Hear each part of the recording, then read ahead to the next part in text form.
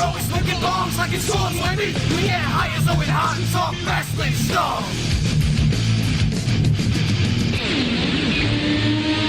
And it's hosted by Jim Vicious, Tyler Buzz.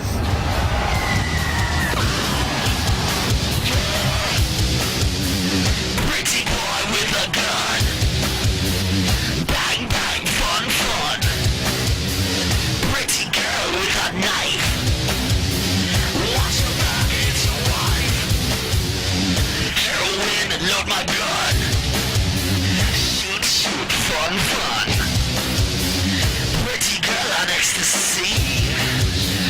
Now she wants to fuck me. We are the dead. We are in league. We are the doctors of new self-esteem. We do it wrong and we don't believe. We are the Congress of the new disease. Welcome, thank you for downloading episode 162 of Suplex City Limits for May 19th, 2018. Dropping bombs on your moms, it's your boy, the King of Bong Style, Jim Vicious, and he's as Canadian as wearing a denim jacket with jeans, my co-host. If I could get a denim jacket that fit me, I would certainly wear it. Well, I'm Tyler Fudge, the fat fuck, Tyler Fudge. He'd wear a denim jacket with jeans and have discussions about snow machines. That's the Canadian tuxedo for those that don't know. It is, but now the top off the Canadian tuxedo, Jim, you need to rock a mullet too, and a pretty sweet one at that. Do you remember? I specifically remember in like the early 90s, denim hats, dude, like a bowl cap that's denim. I was just gonna say you got to top it off. If you don't have the mullet, it's got to be the denim hat. And I'll take it one further. I want to make a denim toque a thing. Imagine how cold that cocksucker is going to be. Denim toque. Got to make sure it's lined. Lined? I love that. Half of the fucking, most of the people are like, what the fuck is a toque? It's a hat that covers your ears. It's a winter hat. Yeah. I don't know how. What do you guys call it? A beanie? Yeah, beanie. Fair enough. Fucking stocking cap, whatever. There's nothing gayer than calling it a stocking cap, by the way. Well, I don't fucking know. We call it a toque here because of Mrs. Vicious is Canadian, so that's good. She's laying in the law. I like that. Yeah, maybe the only thing you could get to accent that would be a real nice fanny pack, like a black leather one. You know? Speaking of fanny packs, okay, whenever I go out with Travis now, guess what he's wearing? Is he wearing a fanny pack? Yeah, a Pabst Blue Ribbon fanny pack. Oh my fuck! It's just like a pussy repellent, man. Travis will wear anything. Oh, that Suplex City Limits available for listening of our fine podcasts are found. You can follow me on the show Twitter at Suplex City Limit. Follow Tyler at The Federation. If you like the show, consider supporting it by picking up a t-shirt at Pro Wrestling Tees. We've got a bunch of designs available. They ship all across this beautiful planet of ours. Or you can become a producer on our Patreon. Only $5 a month. Get yourself a shout out at the start of the show. And my affection forever. Shout outs Caleb Morganfield, B Rad, the infamous Chris Savage, Kick-Ass Keith Martin, the maniac Michael Thomas, the Rice-A-Roni Jabroni riding upon a baloney pony named Tony, Tyloney, Ian Jackson, Wrestling Soup, Jumpin' Jeremy Foltz. Much love to you guys. I want to fucking roll today, dude. The words are falling out of my mouth in perfect order. I think it's because we're finally recording on a Saturday again. Early in the morning, our mouths have not been used for fellatio and all those other bad things. And so, we just got all these things that want to come out of our mouth, and it's not caused by 16 hours of being awake. So, come on, let's do this, buddy. We got it. Yeah, I know.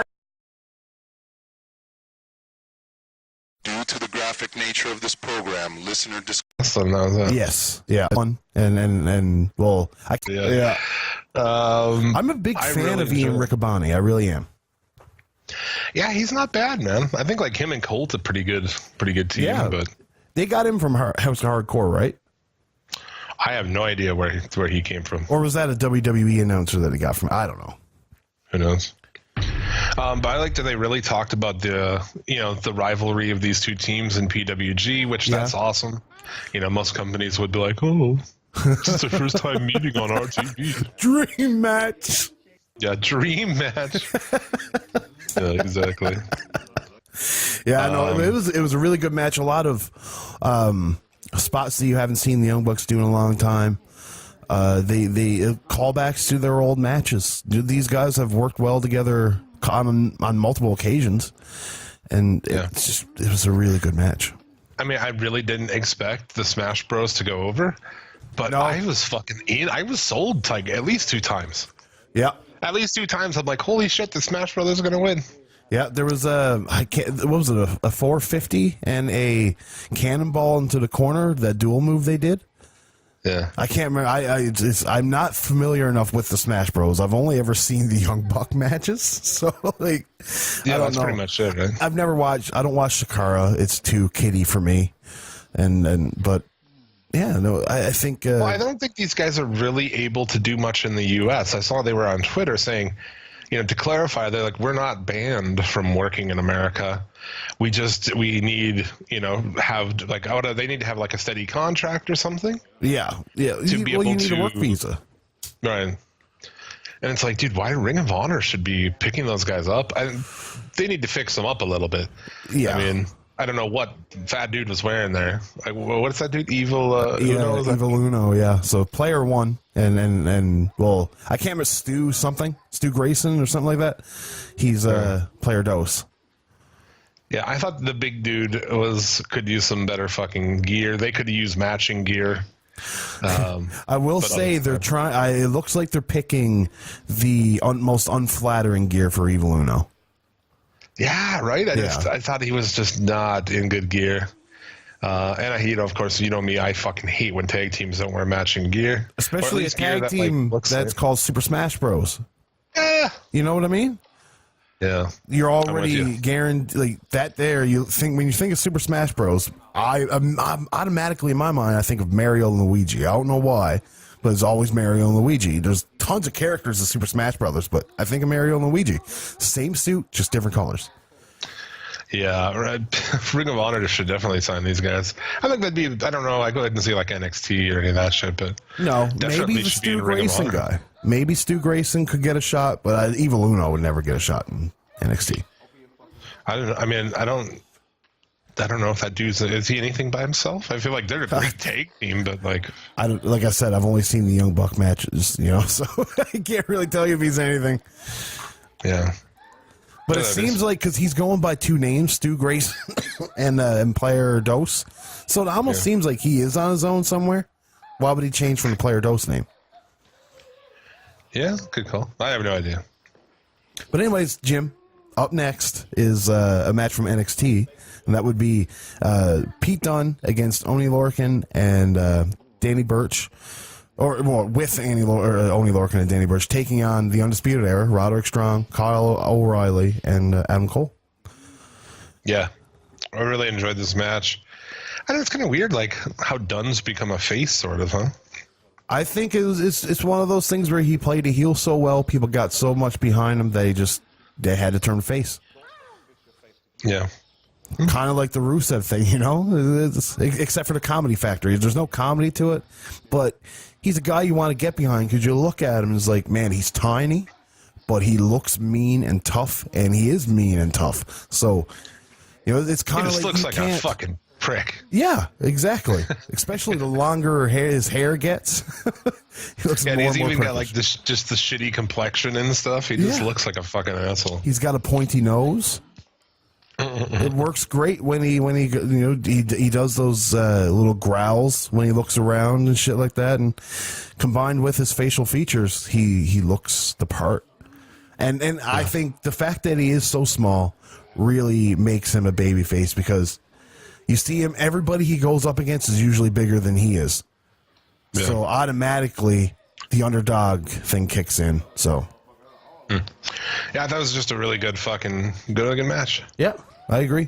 And the faces pick up the win with Lorcan got the pin, or no? Well, Burch got the pin. Burch got the pin because he finally signed a contract. Yeah. what a state of black in this match, though, man. Like, they all look like young boys. That's kind of what Birch and Lorcan do. Lorcan just wears like the standard black shit. He usually has like a yellow accented knee pad, though. You know what I mean? Like, he'll have like a yellow wrap behind a black knee pad or something. So at least it's some kind of color pop. Yeah. But like, even Pete Dunne was wearing his black, just full black, no colors. And then you got Undisputed Era, which is all black. Yeah. But yeah. Gear aside, moving on, Jim, to the main event of night one of the Best of the Super Juniors tournament, Will Ospreay taking on Bone Soldier Taiji Ishimori. And this match was absolutely amazing. Phenomenal. Yeah, it was. As Jim Rome would say. But Ishimori comes in and in his first Best of the Super Juniors match. I think his best match in New Japan. Well, he's only been there, what, for 2 shows? Right, he did that. He did the attack at the end of the fucking last one. That was it. Yes, yeah. And so, but I don't know how much time he spent in New Japan before. I know this is his second Best of the Super Juniors tournament, but it was just really good. I thought that the Irish whip into the barricade, where Will Ospreay jumps, lands on the landing, and then flips over, that was something else. Yeah, that popped me. The weird thing that popped me the most in this was a small spot, but like, I don't even know how to describe. I mean, he's on the ropes and he does like a running. He runs and slides, grabs him into like a suplex. I don't know if you're familiar with the spot I'm talking about. I know what. Yeah. What the fuck? Who was doing that in WWE? Somebody did it in WWE. I think it was Almas or Galloway against Almas. I don't remember seeing it. You're tied into the second rope and you're hanging and you run, you slide, and you give him a quick snap German. I think Trent Beretta did it too. Or Kenny Omega did it to Trent Beretta. One of the two. Hell of a spot. This match was awesome, and I thought here too, we talk about people having a shot and not doing anything. Big Cass. Here's the fucking Ishimori rose to the occasion here. He more than rose to the occasion, man. And I'm in. I'm all in for this. I said, dude, make him the champion. Fuck it. I want him. Well, obviously he has beaten the junior champion because he wins this match against Ospreay. So the way New Japan books, this guarantees him a title match once this tournament is done. I would imagine this is going to be one of maybe Ospreay loses one more match. Maybe. Because I would imagine Ospreay goes to the finals. Especially being the champion. You can't have the champion getting buried because then you got too many fucking title matches you got to give out. So his first match he loses to Ishimori. So that gives Ishimori a match. And I would imagine Ishimori is going to be the only one to beat him until the finals, where somebody else will get a win over him. And then we'll face Will Ospreay. Will Ospreay will get his win back. Taiji Ishimori can go face Will Ospreay and then beat him. I thought it was like, will they have Ishimori win, or is that too obvious? So I'm not sure if they'll. Yeah, but I think he makes sense for them. I mean, if I was them, I would want to get it off Ospreay, put it on a Japanese guy. I mean, you're a Japanese company. Yeah. Well, I mean, it's your Ishimori seems. As long as he remembers to turn the microphone on before he cuts a promo, he's pretty good. Yeah, no, I'm pretty down. He looks fucking like goes to talk and he doesn't have it on. The entire crowd laughs at him. I'm like, oh, fuck, dude. Yeah, it's like in his back of his mind, it's like fucking Noah always had the mics turned on for me. Yeah. So yeah, those are the top 3 matches. There's a lot of good matches this week. We'll get into them as we fucking dive into all these shows. But first, let's get into the news.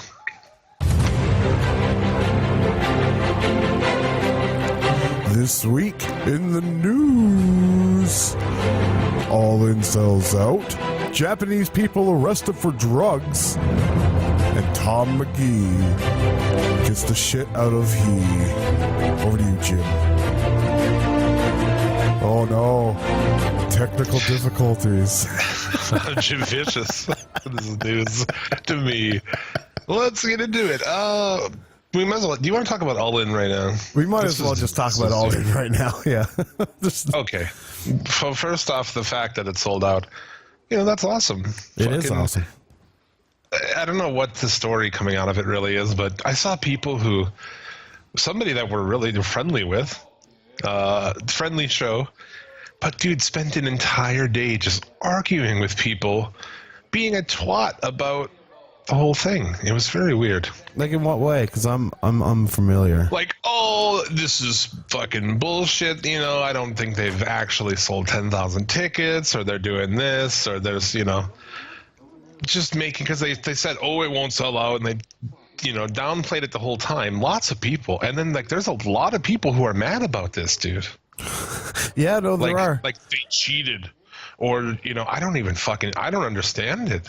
I don't either, because when you look at it, you can weed out. Like, I don't know who this show that we're friendly with is. I'm unaware. I'm going in blind on this. So if you're listening, I'm sorry, but don't be a fucking twat. These are the people that you can easily weed out of your Twitter feed by knowing that, oh, this guy is purely a troll. That's all it is. Because this is the fact that you're arguing whether or not it's sold out. Why in the fuck would they buy all the tickets? Really? You know what I mean? You don't think that it's... Why would you go onto a website and sell one? If you were going to buy all the tickets, just sell the tickets yourself. Yeah, why pay a company and lose more money that way in fees and handling fees? It's just stupidity. And... Have you seen this, though, on Twitter? Like, it's widespread. There are tons of people who hate this, and they hate this show, and it's bullshit, and fuck, it's crazy, man. I don't understand. Why wouldn't you be happy for the success of wrestling, especially right as a podcaster, dude? More people watching wrestling is more fucking... It's good for all of us, man. Yeah. I don't understand. I don't either, and I... If people, I don't know. I just don't get it. If that's what you subscribe to, that's what you subscribe to, man. We're not the same, and I don't really want to have a conversation with you. Yeah, I just don't understand the whole thing of it. It's like, you know, and there's a lot of people out there, especially some of these podcasts, where their show, all they do is shit on WWE, which, you know, I'm with you. That's what we do too. Yep. But we also do other shit. You know what I'm saying? Like, there's this whole mentality of people, and it's podcasters and it's fans who they hate WWE, but at the same point, they don't do anything else. They don't like, hey, maybe I'll like watch Lucha Underground. Maybe I'll buy a Lucha Underground t-shirt or watch it on Netflix, you know? Yeah. Like, you know, or maybe Ring of Honor or MLW now or Impact or one of the other bazillion fucking companies out there. So they do a show and they bitch about it and they don't actually help anything. Yep. You know, like I agree. We have here with Lucha Underground, I've always felt like, you know, we're almost like a fucking street team trying to convert people to watch this show and support it. You know, because like I don't want it to go away. And I'll be the first one to tell you that when WWE is on, they're on. You know what I mean? When they do something good, they do something really well. Like when you take like the Kevin Owens Chris Jericho feud, the Goldberg Brock Lesnar stuff was actually really entertaining. They told that story well. Now, mind you, the story was told over like 9 months during 5 shows, but you know, it was a well told story to begin with. You know, so like they do have it in them to do it, but. I think this is an easy way to segue this into another news bit. The reason why the WWE does not try was prevalent this week when they were given 3 times their TV contract by USA for just one show, Raw. There's such a focus on live programming and live sports. Yeah. Yeah. Well, look at UFC. They got $10 million a fucking show for ESPN Plus. That's crazy. Right? Like, that's madness. And you knew WWE was going to get something big just because of that. Yeah. I mean, this isn't like I don't really care. I mean, this is bullshit. But yeah, that's why you're not going to ever see. That's why they can push Roman Reigns. They can do whatever the fuck they want to do. They don't care. They don't have to try.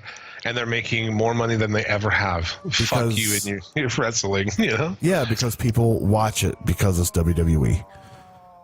Because they don't they're know so any big better. now. They're spread out every fucking which way. And yeah. And you look at it, too. I've said this online a few times. They are the MTV of wrestling. You know, they're for the masses. You know, it's like the Jersey Shore. You know what I mean? It's void of any content, void of any intellectual, any what's the word I'm looking for? Intellectuality? I don't even know if that's a word. Maybe I just made up my own word. But it's just the lowest common denominator of wrestling.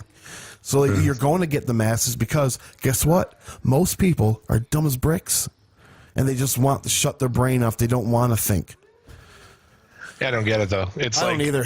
It's I like don't if you waste my hated time. McDonald's, but you went to McDonald's every day instead of going like to try Burger King or Taco Or Bell. try or to something. make your own burger, which usually turns out to be better than all of it. I don't know, man. I just don't get it. It's like they hate WWE, but that's all they do is watch that, and I don't. Why wouldn't you try watching something else? Yeah. And when you look at it too, Jim, like there's two ends of the spectrum with WWE. Anything outside of their main core, Raw, SmackDown, and pay-per-view wise monthly, you got NXT, which is usually fantastic. You've got but like in comparison, sometimes that show is fucking trash. But it always leads to something big. You know what I mean? Yeah. The stories are always delivered. So in actuality, yeah, sure, they're doing WWE's bidding. That's why you get some of those trash segments. But as a whole, it's a much better show than the WWE. Then you take their tournaments like the Cruiserweight Classic, the Mae Young Classic. For the most part, they're entertaining shows. It's you got so much good and so much bad all in one company. Just the bad is so focused on because it's their main product. Yeah, and that's what you're usually alluding to with SmackDown becoming a 3-hour show is what people are saying now. Oh my god! If that happens, we're doing a draft. Maybe we'll do it every couple months. But like, I'll watch one and you watch one, and then we'll tell each other about it because there's no fucking way, dude. Yeah, no, I do not have it in me to watch 6 hours of WWE. I thought it was funny. People were like, "Oh, it'll suck for whichever one of you gets Raw," and I was like, I would take Raw right now. I would rather have Raw than SmackDown. Honestly, they're both pretty horrible on aspects. So I don't think it matters which one I got. I don't. It's WWE. Yeah, it's a chore to watch to begin with. I'm gonna kill these people's dog next door to me. I can't hear her, so You can't? no, I haven't heard a dog yet. Dude, I don't know what's going on. There's a truck with a tarp, and there's this dog tied up to a fucking tree. Like, it's got like 4 feet of rope. It's like, what the fuck are you doing, asshole? Anyway, they leave this dog out there, and it yelps and shit all day. This is since yesterday. Wow. And I am like already about to go to the store and buy some sponges and some instant gravy mix and start fucking chucking those things over there. You're vindicated, Jim. You can do it. You can do it. Oh, I'm a fucking angry old man. Hey, man, I'm getting there. I don't make noise. I don't make any noise, so don't fucking make noise. I don't want to hear your kids yelling and your dogs barking and shit. I'm old. I'm angry. Get off my lawn. I'm trying to fucking get high in here. But speaking of Jim, that's in the fucking gym news. Anyway, speaking of WWE offshoot shows, they announced the I don't know if it was the brackets, but the lineup for the UK tournament. Oh yeah, hit me with that. Zach Gibson, can't tell you who he is. Joe Coffey. Joe Coffey is absolutely fucking fantastic. Yeah, he's good. You got Jack Gallagher, Dave Mastiff, which was he was on World of Sport on their first episode. He's a brick shithouse. Let's talk about that. Let's talk about how they just signed up all these fucking guys now to try to steal them away from World of Sport from them because they're doing another World of Sport this time coming up here. Yeah. They announced that, and then all of a sudden the UK is doing, or WWE is doing this UK tournament again. So, God damn it! Who would have And they thunk it? signed up all these fucking guys, and they're never gonna do a thing with them. No, they signed up Pete Dunne and should be. As far as I'm aware, those guys work everywhere. Yeah. They can do Everyone's whatever not the fuck they TV. want. Yeah. Well, I think they gotta run it by the WWE, and they gotta make sure they know where they're going, and they can veto I see anything. fucking Dunne all over the place, didn't he, man? Didn't he just wrestle Ospreay somewhere? Yeah. Oh yeah. I mean, this like that. If you work there, isn't that probably the sweetest deal? Like, fuck, man. You It's can the do same that deal plus Samoa do it. Joe had when he first signed, because he was doing that as well, and then they realized, oh, Joe's really good. We got to really sign him. Yeah. But When I is think that? it's if they sign all these guys and keep them under a contract where they can't work anywhere else.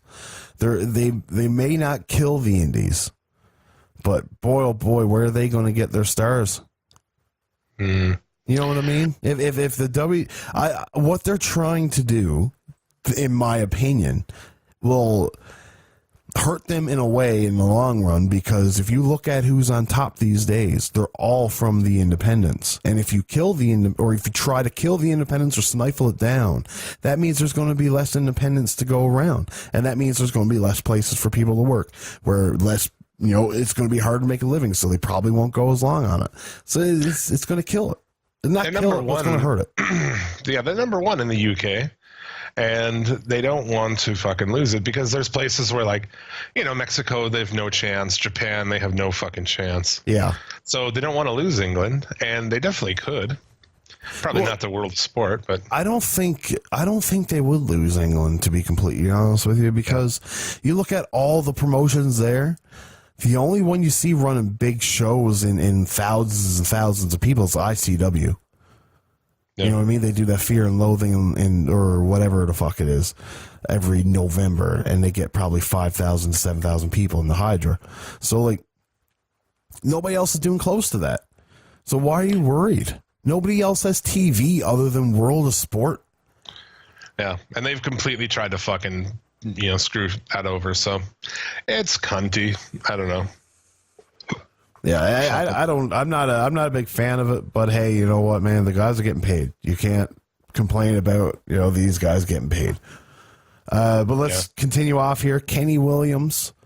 Saw him this week. Yeah. El Ligero, which is that the luchador guy. Fuck off. Then you got Amir Jordan. I have no idea. Joseph Connors, which is that guy with one ear. Progress champion Travis Banks, who is from New Zealand. He's really good. Flash Morgan Webster. Saw him this week. Yep. Finn Balor 2.0. Oh, God. Fuck that guy. I know. Some guy named Tucker. Drew Gulak. Yeah. Which I think that's going to be funny, dude. I do, too, because he said something about if he goes over and he wins, he's sent over by, like, U.S. Senate or U.S. state to take over UK or something like that. It's fucking crazy. Ashton Smith, James Drake, and Tyson T-Bone. So yeah, that's the UK tournament. Fucking what? Jordan Devlin. That's the Balor clone, right? Yeah, Jordan Devlin. It's like, if you thought Finn Balor was gay, check this guy out. It's like Finn Balor now with 50% more gay. And he's just not as good. He's just not as good. No, he's not. And I couldn't believe it. They're like, oh, he's just guy's trained by Finn Balor and all this in the videos. And I'm like, oh, right on. We'll see what this guy's like. And then he comes out dressed exactly like him. Like, oh. Yeah, you literally ripped him off, you fucking loser. Yeah. That sucks. Yeah. What else do we have? Let's see. Can you remember Hamada?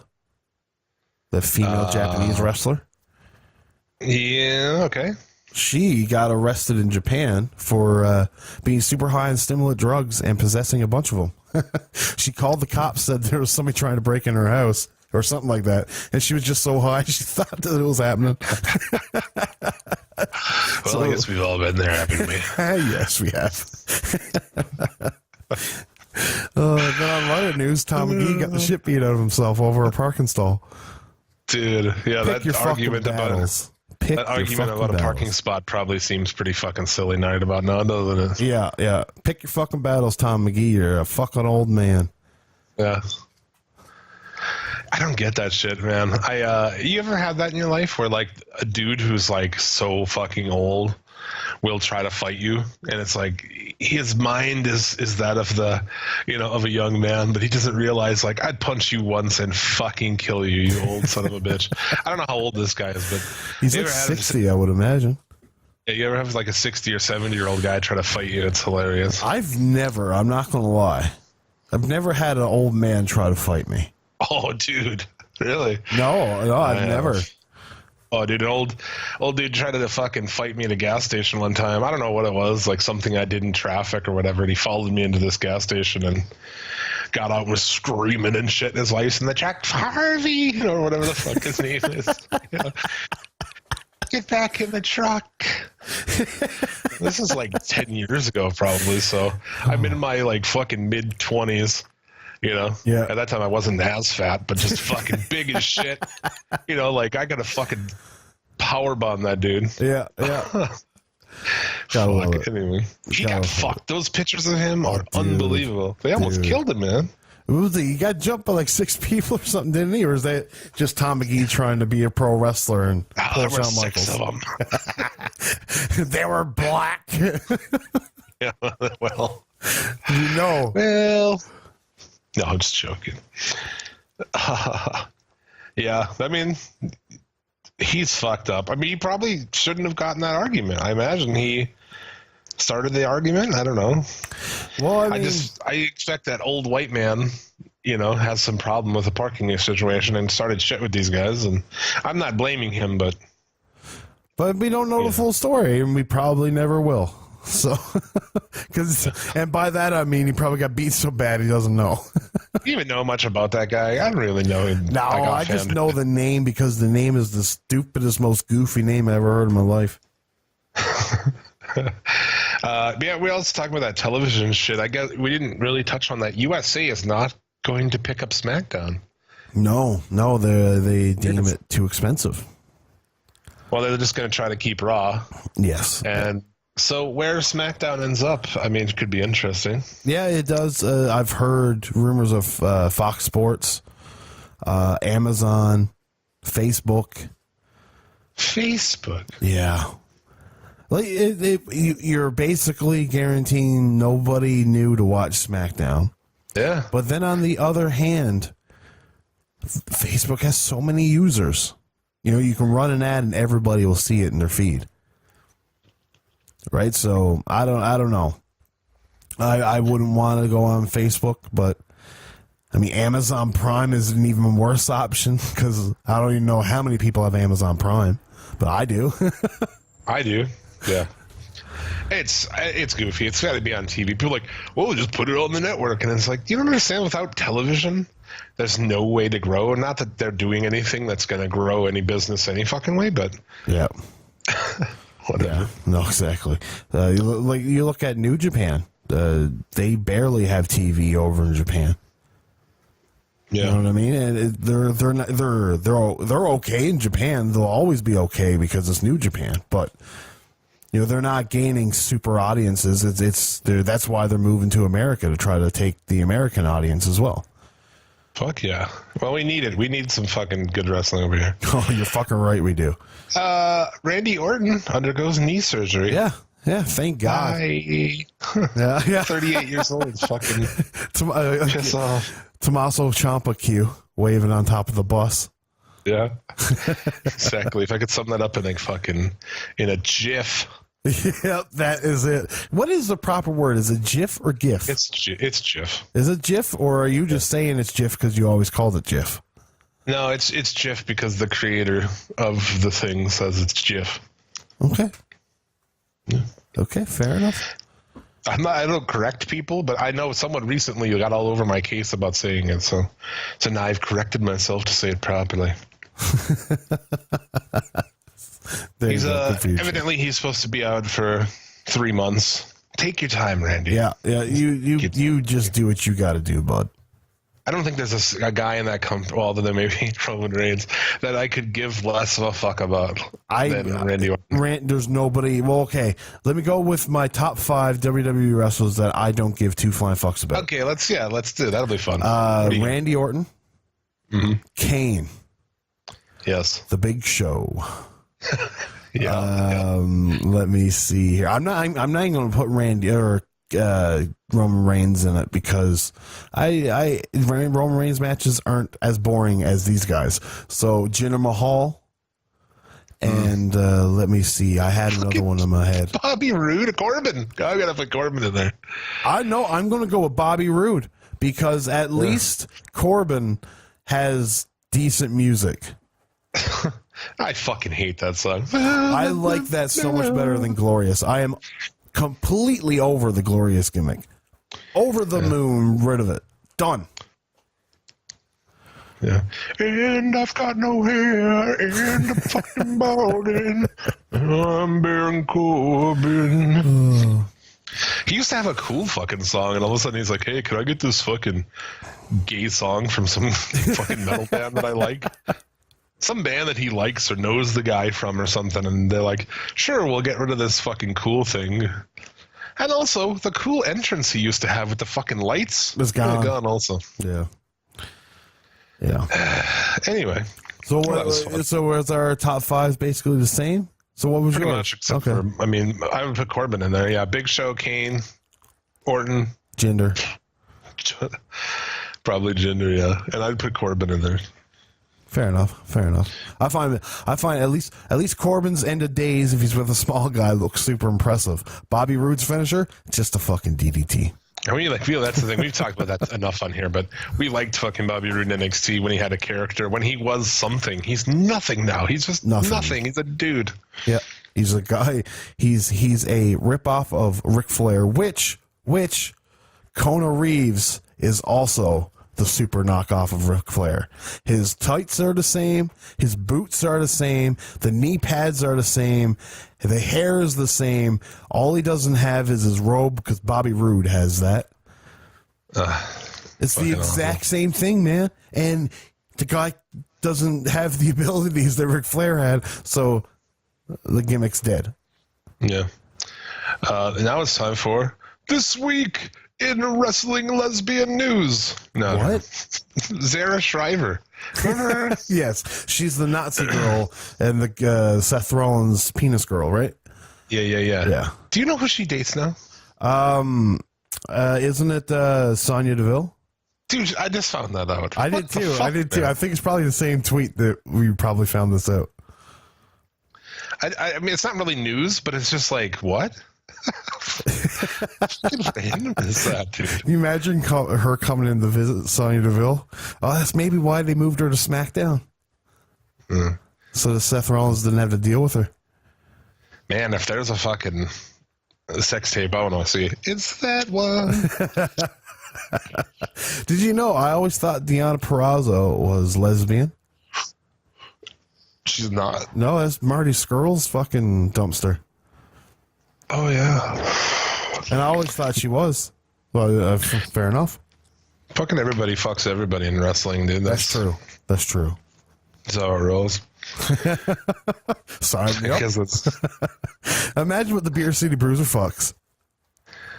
Oh, I don't know. Yeah, probably that fucking dude he tags with. I don't know. Bruiser's not fucking anybody in that company, that's right. He's got some wife back at home. Yeah, she's fucking crawling around, stepping on her titties and shit. Yeah, but I don't even want to fucking tie. I don't even care about it, but we'll mention, dude, the whole fucking John Cena, Nikki Bella thing. Honestly. It's a work. Oh my god, it's completely a work. It's gotta be. It's gotta be a work. It's just There's no fucking way dumb. It's not. He goes on the Today Show and talks about it, and then Nikki and Bree show up for no reason other than to talk about that. Yeah. Well, no. gives a fuck? No. Who are the They people? say they're there to hype Total Bellas season 3, but they don't mention Total Bellas barely, and it's just all about her reacting to what John Cena said. And did you hear what they said before that? It's like, we're not supposed to talk about. We were told not to talk about your relationship, but Nikki, here's what John was saying about you. Let's talk about your relationship. Yeah. That there, guys, it's a work. Just so you know. He's like, you can see it all play out on the new season of Total Bellas. Only on E. Yeah. So come on, guys. I was off this gravy train the moment it got tweeted out. So I'm so happy to find out it's a work. So It's happy. like, dude, when Cena was on there talking about, he's like, how he's reformed, he wants to have kids, and now he'll give her children, and it's like, dude, he's been in this fucking sort of fortress of solitude by himself and all this shit.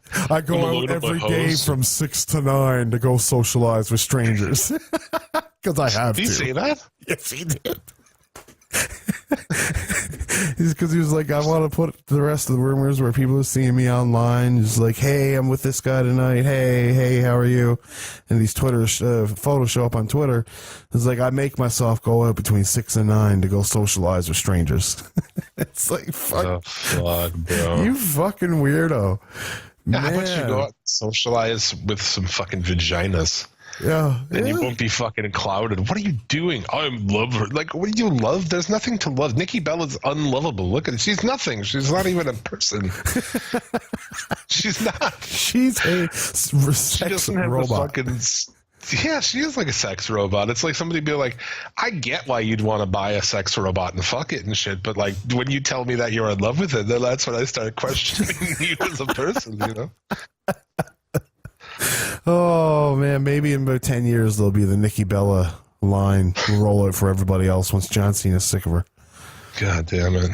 I don't know how he's not.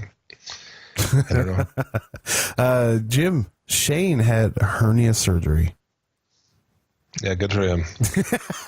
Hopefully he doesn't wrestle anymore. Stay the fuck off the wrestling. The last bit of news I have, Jim, what do you think about the Revival returning to NXT? I saw that. Was this a one-time thing, or? I don't know. I think if they do return to NXT, it's good. You know, it's a good thing. I was saying that, honestly. Please send them back and give us like a fucking War Raiders Revival, like 25-minute fucking match on a takeover. That would be amazing. Absolutely fucking amazing. You back. That's Jim, what I require. I'm afraid I'm going to forget about it. But the heavy machinery on this week's NXT. Oh my God. Tucker, they're backing away, Tucker. They're backing away, Tucker. They're walking away. I love Otis Dozovich, man. I think Otis Dozovich is the best thing going in NXT right now. Yeah, if you could just like free him of that anchor with a ponytail, he would be in business, man. Make him a singles, fucking. I don't know. I like having Tucker Knight around for him to talk to. Just him saying Tucky. He's fucking, to me, he's a star, man. I think so. Yeah, he looks like a fucking enemy that you would fight on like Final Fight or something, you know? Fucking just a perfectly round fucking dude. Like his attack is probably like rolling at you or something, you know? Yeah. Fucking rolling fat guys suck. Impossible to fucking dodge. Fucking Otis Dozovich. You even got a video game name, Otis Dozovich. Dude. The Dozer? Is he Dozer? Does he go by Dozer? I think so. Because he's got to have a move that's called like the Bulldozer or something like that. Oh, yeah. See, him and Bull Dempsey. If you had Otis Dozovich we've and said Bull that Dempsey, their finisher would be the Bulldozer. Dude. Right? The funny thing is, I think we've made that connection before, but we didn't get the name thing. We didn't think of that. No, not Bulldozer. Like, come on. Nice. Wait, you know what I'm doing? Next time I fire up WWE 2K18 or 17, whatever the fuck it's called, I'm making that tag team, the Bulldozers. Yeah. Take a picture and then fucking tag Tucker Knight in it. I will. To fix the team, you fucker. Oh, fucking hell. That would be great. I can't wait to do that now. I was going to make chicken, but... Tell him, Tucky. Fucking awesome. Fucking hell. That's all I've got, though. That's all that's all the news I think in the entire world. So the world of wrestling. So let's get into some of these shows that we watched. Jesus Christ. What are we starting with? Well, I guess we go with the oldest first. Did you watch any of the else off that? The Ring of Honor weekend. Is there anything to talk about there, really? I did. That's the only thing I watched from that weekend. Is they had 4 shows in a row. I mean, like, what are you really gonna do? Yeah, you're not gonna do anything really super important. They're house shows. It's stuff that these shows would not be played last year. It is a topic. Everyone wanted to talk about how shitty of a match Cody Rhodes allegedly had with Takahashi. And like, I don't know what day 3 or 4, whatever the fuck it was. I didn't watch it, but a lot of people were like on about how shitty of a match it was, and Cody fucking sucks. And it's a house show, dude. Yeah. Just because you're watching it on membership streaming thing doesn't take away from the fact that it's a house show. Yeah, are these guys supposed to go all out 6 days a week or whatever they work? Yeah. Come on, when you go to work, do you fucking work all out 8 hours straight? Fuck no, you don't, man. You take a bathroom break, a shit break, a smoke break, all these breaks. So, come on. Yeah. From that, I mean, what else we have? We have Raw, I guess. Oh, yeah. Have they gotten their music back? Fuck no. I love when just taking all the music away. I was ready to play it, but I was like, you know what, man? No, I'm not playing a goddamn thing for this. Yeah. I'm Jim. I'm so tired of Raw. Just Raw or just WWE in general? If I don't know, man, just WWE. It is WWE in general. It's there since WrestleMania. It's been slowly just downhill, and it's like they're taking all this to heart. Like it's over the last 6 months, it's really dawned on them. It's like, oh, we don't have to do anything, and so that's just what the wave that they're riding right now. Well, let's get it right into the fact that earlier in the day. In New York so it's basically what you do to like try to get advertisers and shit. Yeah, you kiss ass and eat fucking little tiny snacks. The worst championship challenge ever in the history of wrestling. This was one of the worst things I've ever seen. Yeah, I agree. It was very. They should get a SAG award. Do you want to fight for my belt? Who challenges? What champion challenges other people? First off, yeah. Secondly, why would you challenge her? That's stupid. Yeah. And her reaction, everything about it, just bad. Charlotte over there off camera saying, "Do it, do it, do it." Oh, man. Like, and the fact that this got played, 4 times during Raw? Oh, dude. A lot of times. Oh, I was ready to fucking just...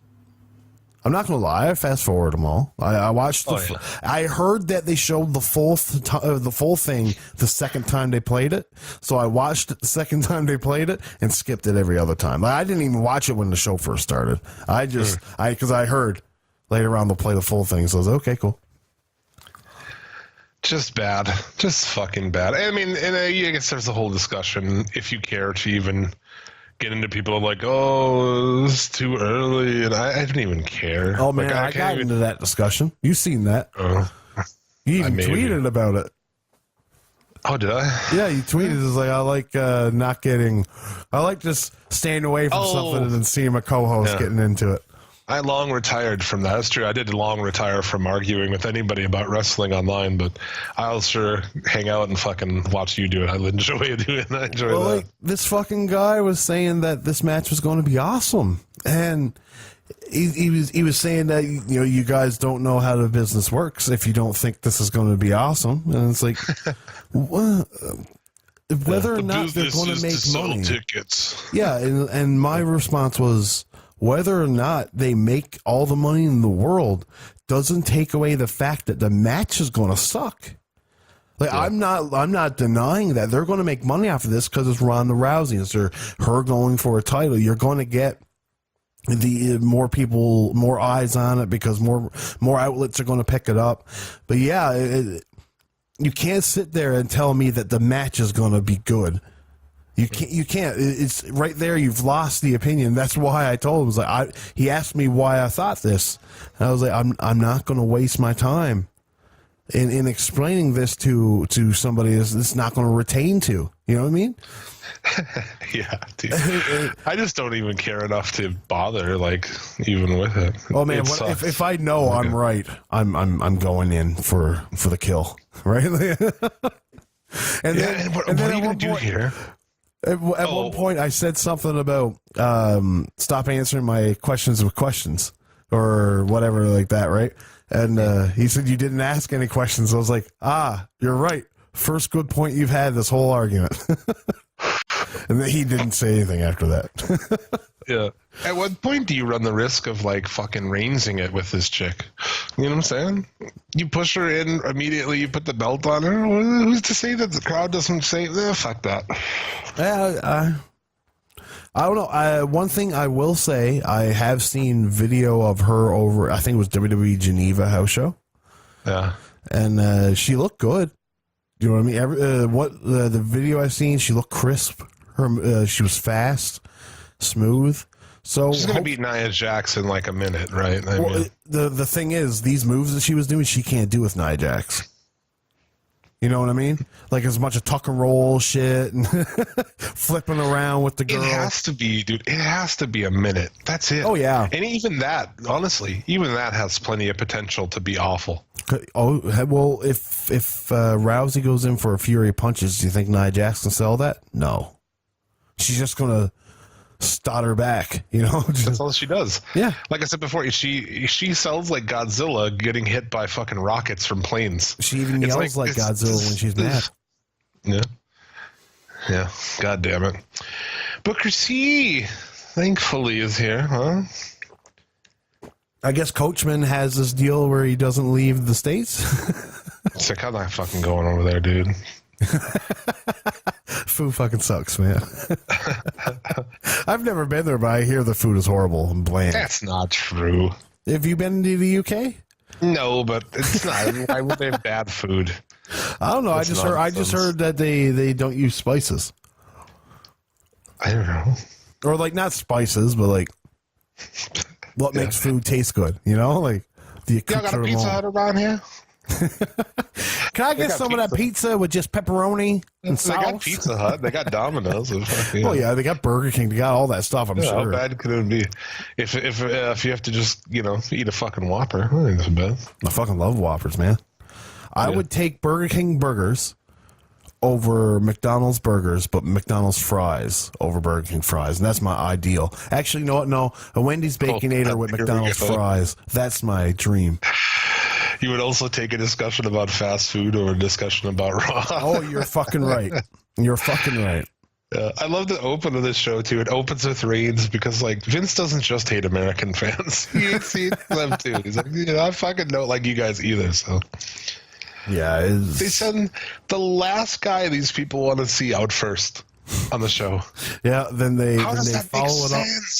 They follow it up by bringing Angle out to get a little pop, and then more shenanigans with nobody that we like and Jinder Mahal. So, cornucopias suck.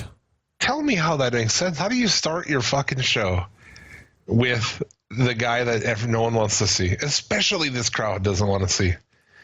Why can't you start it off with something upbeat? Send somebody out there. I don't know. Yeah, no, I agree. But really, what match from the show, aside from Kevin Owens and Seth Rollins, could you open with?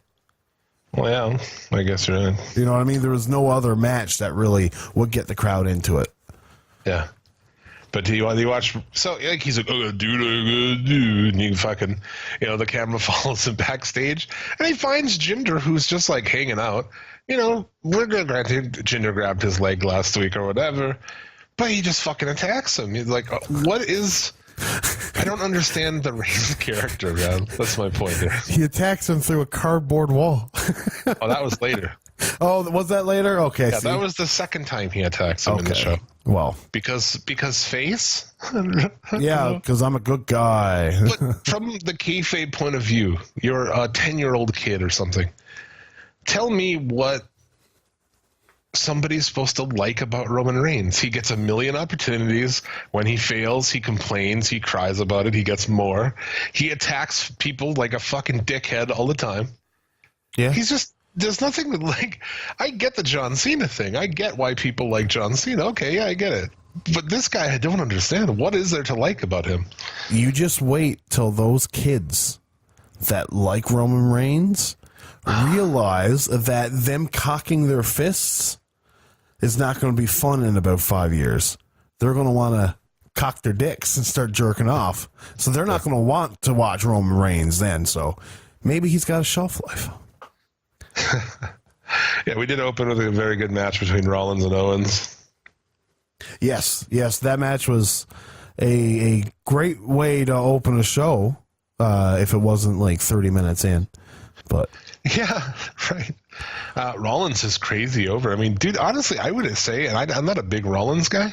To me, he's over enough to put him on a face champion right now. Oh, yeah. I mean, Oh, if yeah. you go that direction. he's on a incredible run for like the last 3 months, and Kind of on his own. I mean, Yeah. they booked him strong and shit, but like he's kind of gotten himself over. They it's haven't no given him volition anything. to the WWE why he's getting over. It's him that's gotten himself over, and his matches. He's having great matches.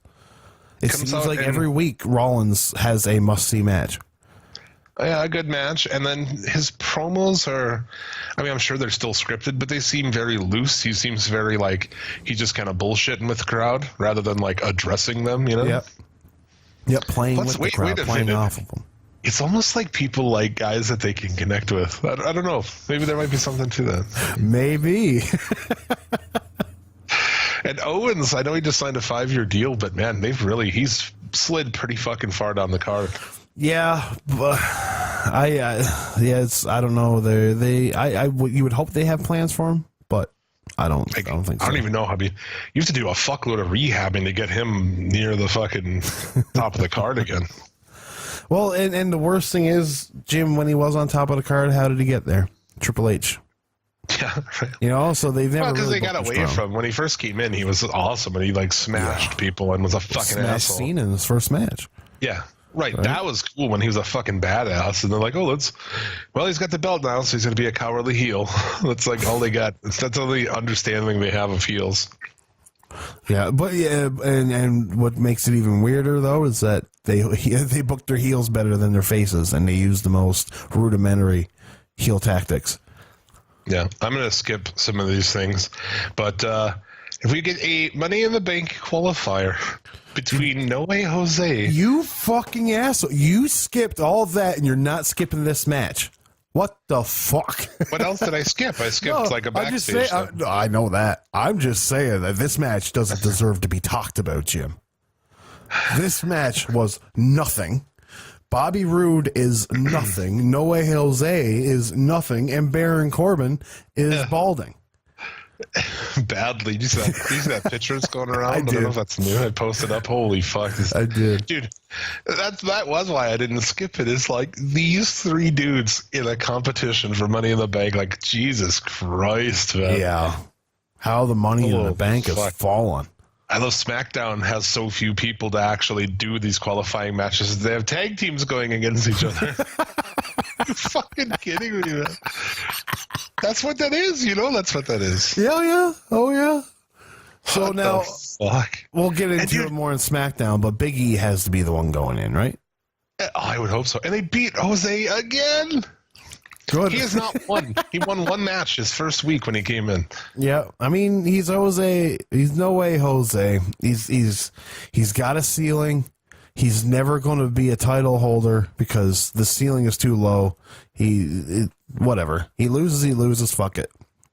If he People are still dies, going he to dance. dies. If he dies, he dies.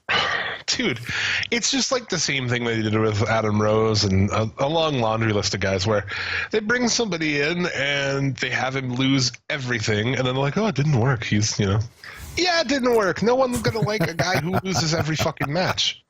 That doesn't make any sense. It's true. That's true. Who's gotten over that way? One guy. Fucking Daniel Bryan. Mikey Whipwreck. He got over losing every match. That's it. True. That's true. I suppose Daniel Bryan didn't lose every match. He just got screwed over every match.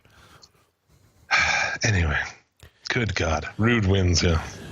Yep. What else we got here, dude? Oh, Angle's like a total fucking dickhead now. What's going on with this? Who, Angle? Yeah, he just like won't let Mahal out of his match. What? Well, I mean, He was he's just being a fucking dickhead upset. to heels. Well, yeah, I know, but he was like being a real dickhead to people on this show. I Oh, don't well, know. you know what? It's more character than what he's shown ever. In the last year. Fair. The newly formed B team. They take on Brazongo. They win. Yeah, Great. they win. And what did you know, Jim? Tyler Breeze was on NXT this week, or not the TV show, but at a house show. Is they gonna send? Are they gonna send him back down there? Oh god. It's they're doing nothing. They're serving no purpose on the roster. You might as well send them But down. why? That's the thing. Is like those guys got themselves crazy over. Well, they got themselves over with a certain pocket of the audience. I don't know. I don't think they're that over. Not anymore. I think when that shit was popping, it was. I think everybody kind of liked it. Oh man, I was super into it when they're doing their whole Twin Peaks stuff and the what was it? What's that? Pulp Fiction. Oh yeah, I mean they did a bunch of shit, but I like fucking Fandango now.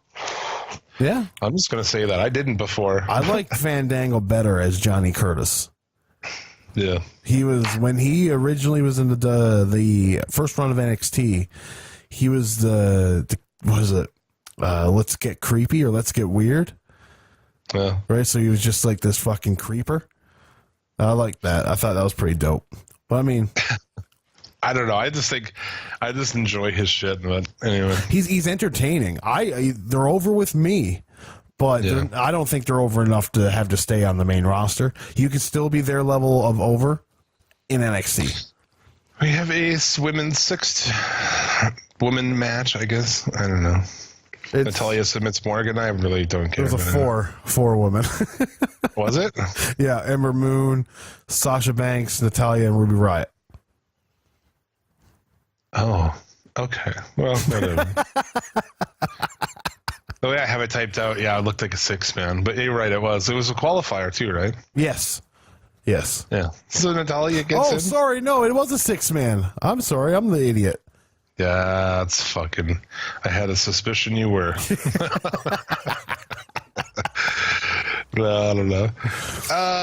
Revival lost a fucking match here. Yeah, the deleted world has deleted the Revival out of the WWE main roster from back to NXT. They deleted them all the way back to fucking NXT.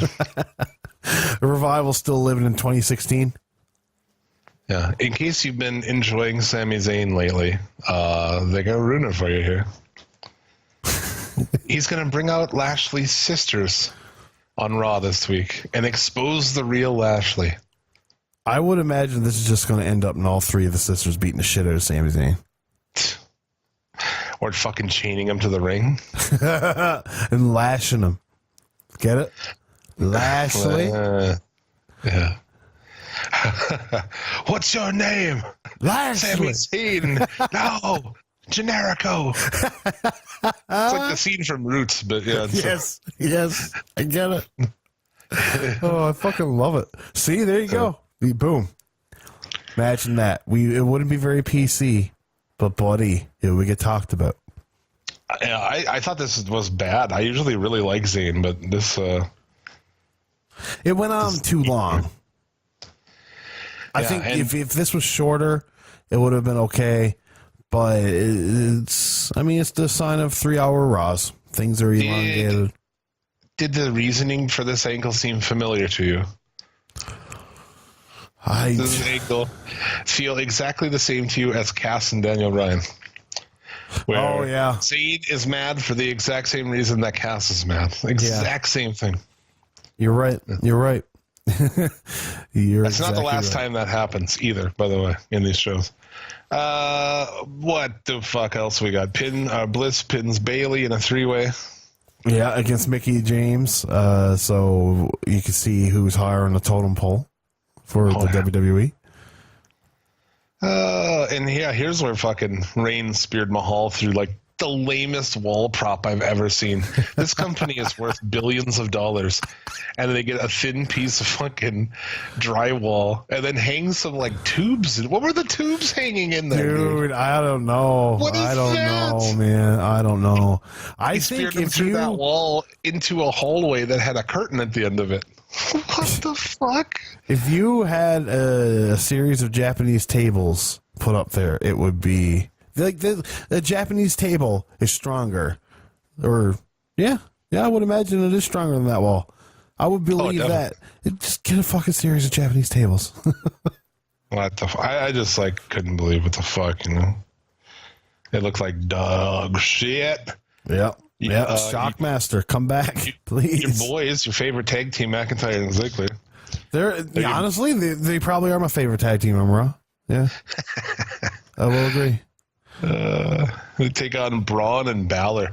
I love how, like, Braun is just like, you fucking team up with anybody now. He's just a nice guy. He's like, who's my partner this week? Hell yeah, dude. That little gay kid wants to get these hands. Yeah, dude. He probably thinks Finn Balor's Nicholas. I'm just happy Nicholas got in shape. He cut his hair. Fuck, thank God. He's still playing with fucking Legos backstage, though. I enjoyed that. That was cool to see Strowman and McIntyre face off. It's one of those moments where you always think like that McMahon is backstage, like loving that shit. I always, when I see two big guys fucking face to face, I just know Vince is like somewhere fucking loving it half hard right now. Yeah, oh yeah, dude, eyes are wide. Fucking, his blood pressure's high as hell. Man, he's loving it. It's best summed up by fucking by that Ross dude. It's Vince McMahon, like big sweaty man. But yeah, McIntyre or Ziggler pins Balor. Why wouldn't you have McIntyre get the pin here? Because it's the WWE, Jim. They don't have a goddamn clue what they're doing. Oh my god! Do you see that the trophy was tipped over? I don't think that was on purpose. And broken. Yeah, was that on purpose or did that just happen? I think it was probably on purpose just to make them not have to carry that out anymore. I wasn't sure. TV. Well, that's pretty much what happens in wrestling. If you win a trophy, it's only a matter of time before it gets broken. You'd think people would just stop carrying around, just bring it home like normal people. Yeah. Steph puts Owens back in. So Owens is in another match here. He's also in a dark match at the end of this. He wrestled 3 times on this show. Man, the guy's a workhorse. Sami Zayn promo on the show. Sami Zayn better have drove back to the hotel.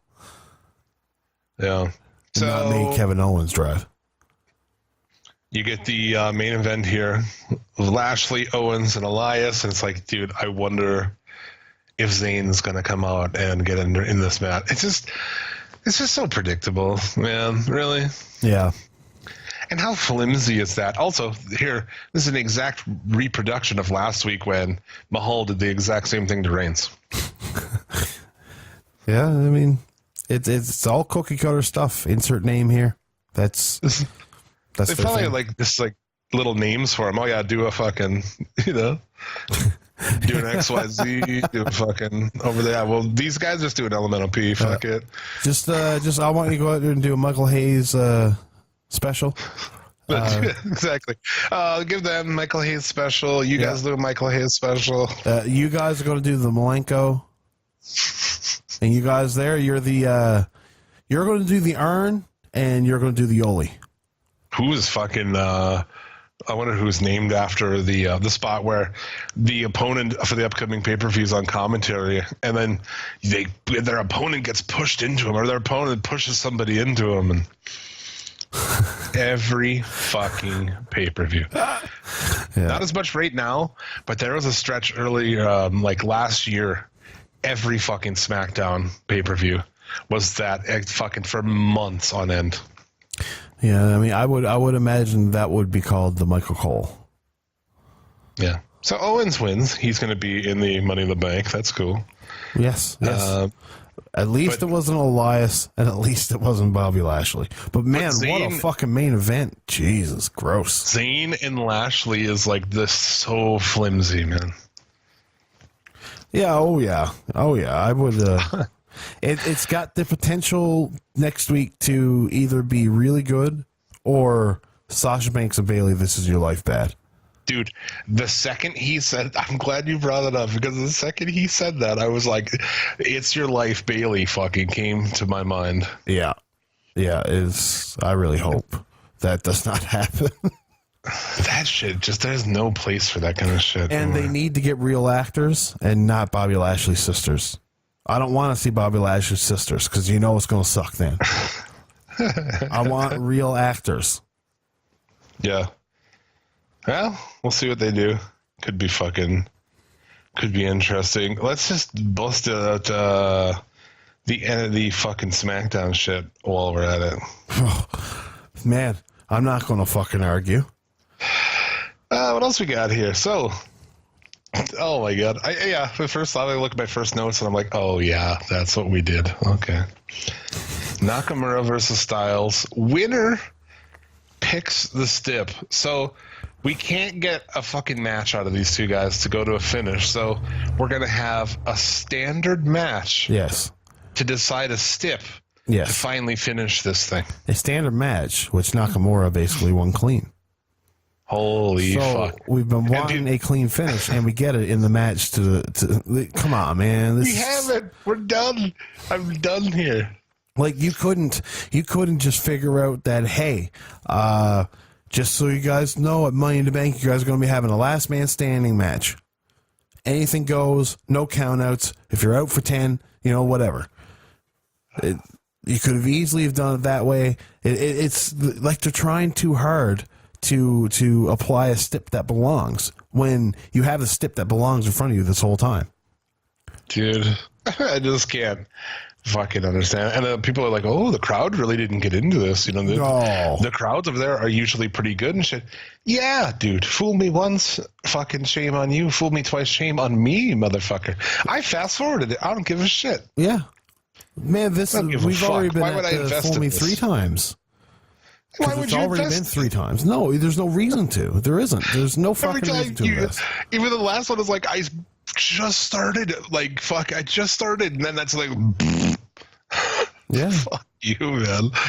Not gonna happen. What do we got? Daniel Bryan?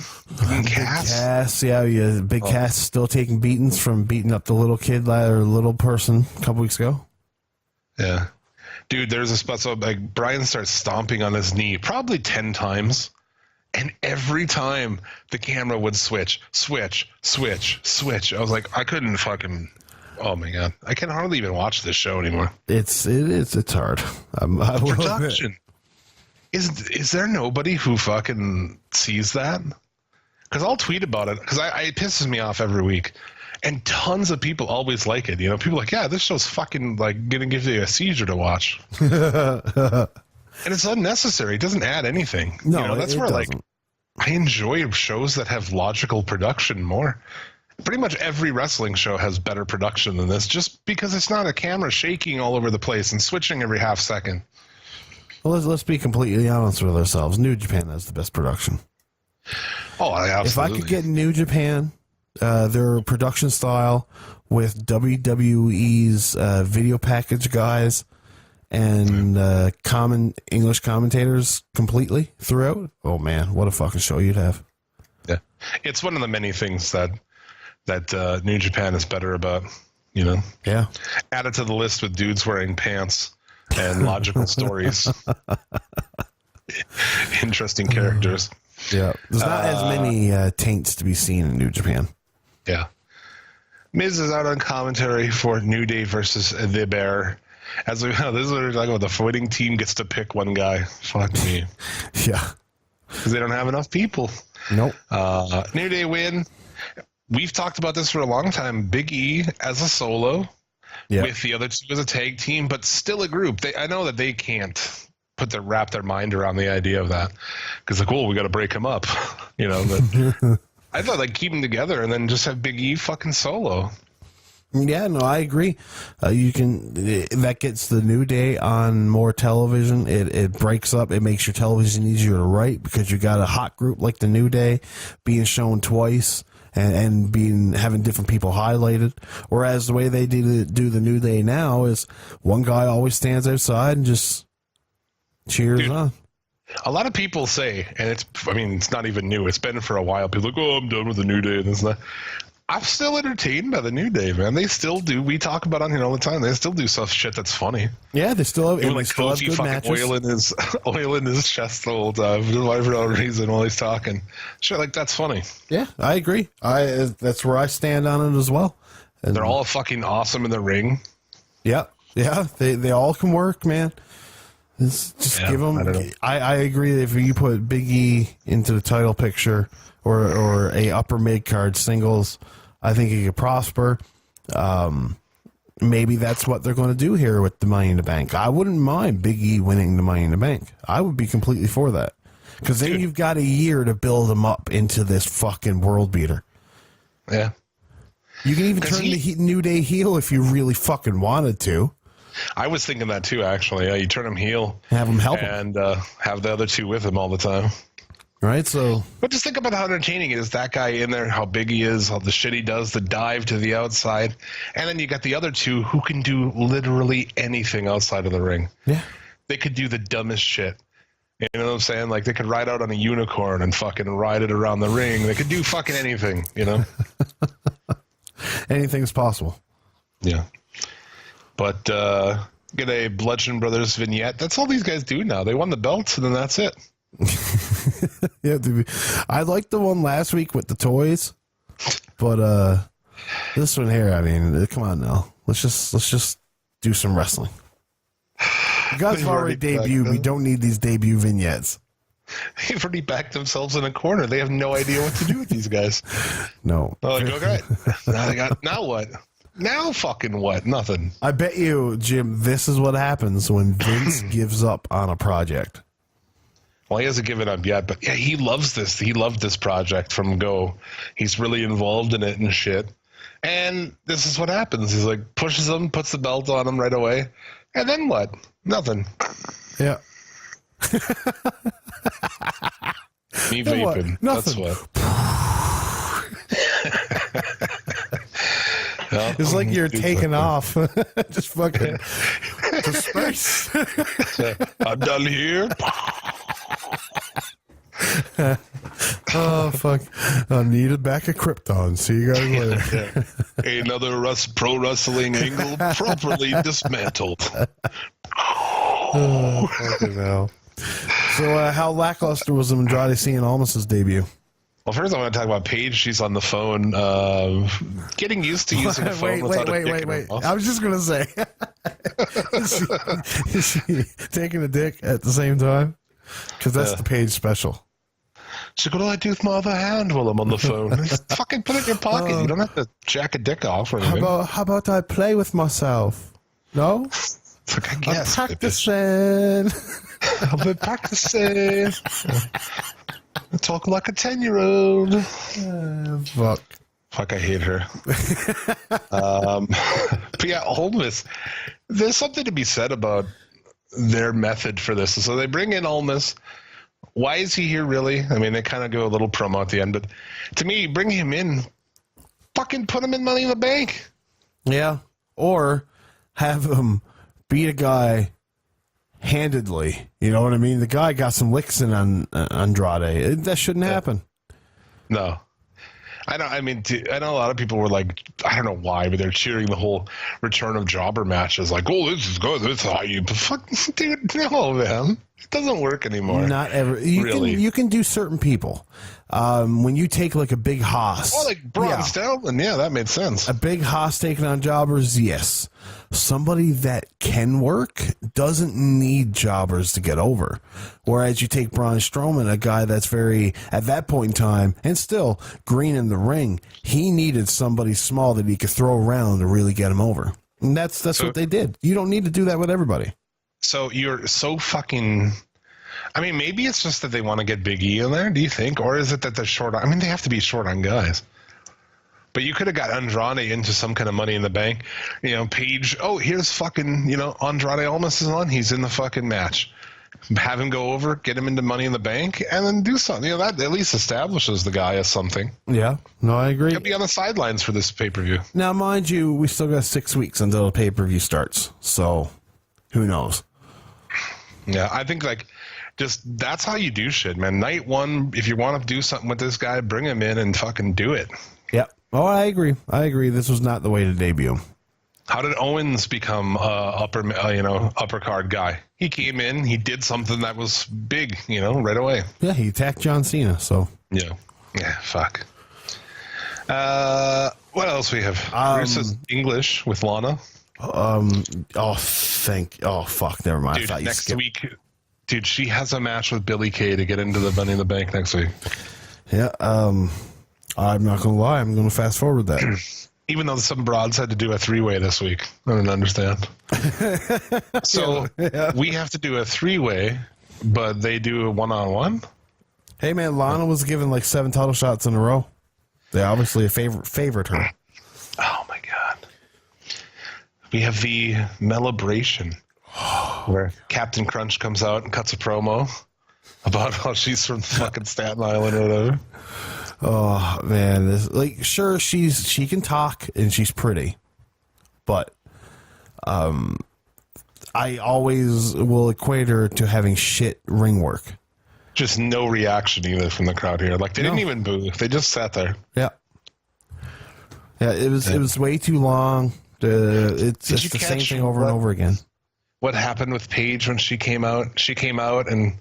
Like, they kind of stood there, and she was kind of giving her a look, like a go or something, and then she kind of went over and whispered to her, and the camera tried to cut away. No, someone I didn't forgot that. something, or someone was passing information on about something. It was pretty shit. I didn't notice that. I'll have to go back and look at that. Yeah, she sets up Carmella and Asuka at Money in the Bank. So, Dude... It gets worse. It gets worse every fucking week, man. I don't know if I can't even tell you who's going to win that match because I don't know.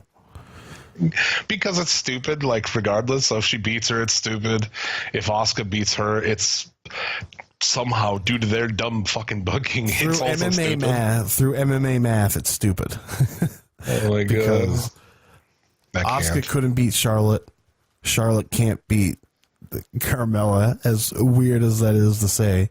So therefore, Asuka should not be able to beat Carmella. But if Asuka loses to Carmella, she's made out to be a complete joke. Yeah. So like, we gotta keep moving. Holy fuck, man! If we're gonna talk about all these other shows, we gotta kick in the ass. Kicking the ass. Well, we had this triple threat match. Becky Lynch is going to the Money in the Bank. That's all that needs to be said about that. Thank God. Thank God Becky Lynch is going. Joe versus Cass next week for a qualifying match for Money in the Bank. Hopefully the gravy train on Cass just keeps on going down the tube. Yeah. And Samoa Joe wins that one as well, because if Big Cass is in that match, man, yeah. So they have this promo from Joe, and he's just like wearing a fucking peach-colored polo shirt. What the fuck, dude? What the fuck is going on? He's Put from a California, t-shirt man. on this guy. God damn it. I don't know. I'm okay with the peach polo. Which we talked about. Fuck that shit. Yeah, no, I'm not going to sit. I didn't want to watch that match. Not again. I'll watch it on the pay-per-view. No, fuck no. I fast-forwarded it too. Fuck yeah.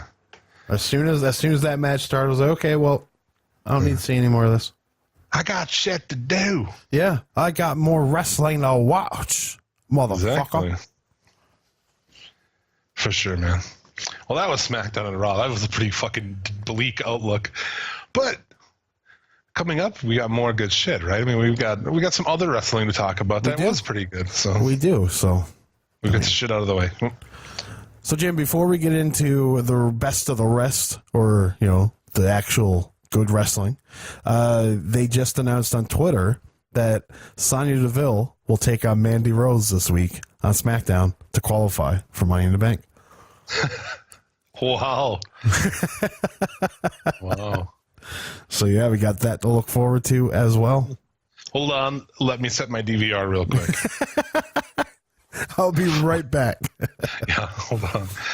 Oh, shit. 205 Live. I watched 205 live this week because they said there would be a bunch of UK guys. That's true. I wanted to see it, but the best of the Super Juniors got in the way. Yeah, and there was a lot of UK guys. Joseph Connors, who was in the UK tournament. James Drake, who was in the UK tournament. A guy I've never seen before, Flash Morgan Webster. Are you familiar with him? I'm familiar with the name. And Kenny Williams from Scotland. So, pretty decent. They had a good four-way with Bate, TJP, Kenny Williams, and Kalisto. I thought it was pretty good. But even with all their own guys on this show, the crowd really didn't care. No, they still Bate don't was care. over, but that was about it. Yeah. So Bate pins TJP, pretty good match. They got Alexander and fucking what's his nuts from Buddy Murphy in 2 weeks Okay. for the belt. Tozawa Atami next week. Oh, how they have fallen. Need to start up my fucking Japanese stable, man. Yeah, man. The what would you call it? You can't call them the Yakuza. No, I don't know what I'd call it, but I've went over the plan before. Bring back the JTEX Express or JTEX Incorporated. And in the main event was Alexander Ali and Flash Morgan Webster taking on Gulak, Joseph Connors, and James Drake. Pretty good. This Flash Morgan Webster guy's pretty good. He's kind of like super British. He looks like a member of Oasis or something. You know? Is he as grumpy as the Gallagher brothers? I don't know about that, but he was pretty good. I don't know. I thought that was an interesting show just to kind of see all these other guys, see some of the dudes that they've signed, but nothing really going on 205 Live. No, obviously. Yeah. I mean, Tozawa and Atami could be a good match next week. I thought they were doing a tag team. Nah, they did for a little while, and fuck, who knows? Tommy's an asshole. I don't know. Who cares? He's bitter over his shoulder and not being able to lift it over his arm. Yeah. What else we got? NXT. Was there things you want to discuss out of this? NXT, the only things that come to mind for me is they signed that Ava Story chick from TNA and call her Brandy Lauren, apparently. That's what it seems like. I don't know who that chick is. She's Brandy Lauren's actually the Jim Vicious Hottie of the week. She's from TNA. She was right when I was doing the Impact reviews for Steel Chair magazine. She was there and she was called Ava Story, and that's why her tights said it's story time on the back. Oh God, nice. I didn't even notice that. Yeah. So they opened with this Ciampa and Candice LeRae thing. She comes out and she eventually slaps him. Now imagine if he could have just fucking brutalized her. Well, I wouldn't do that. I wouldn't have him brutalize her. I would have him grab her by the hair and have Gargano come out and save her for sure. Oh, you know what I mean? I don't know. I like that. But like, what if she'd have fucking slapped him and he'd have fucking just clotheslined the shit out of her, dude? Oh, that would have been good. I have my limits on the female wrestling with intergender matches. Like I like them when they're done a certain way.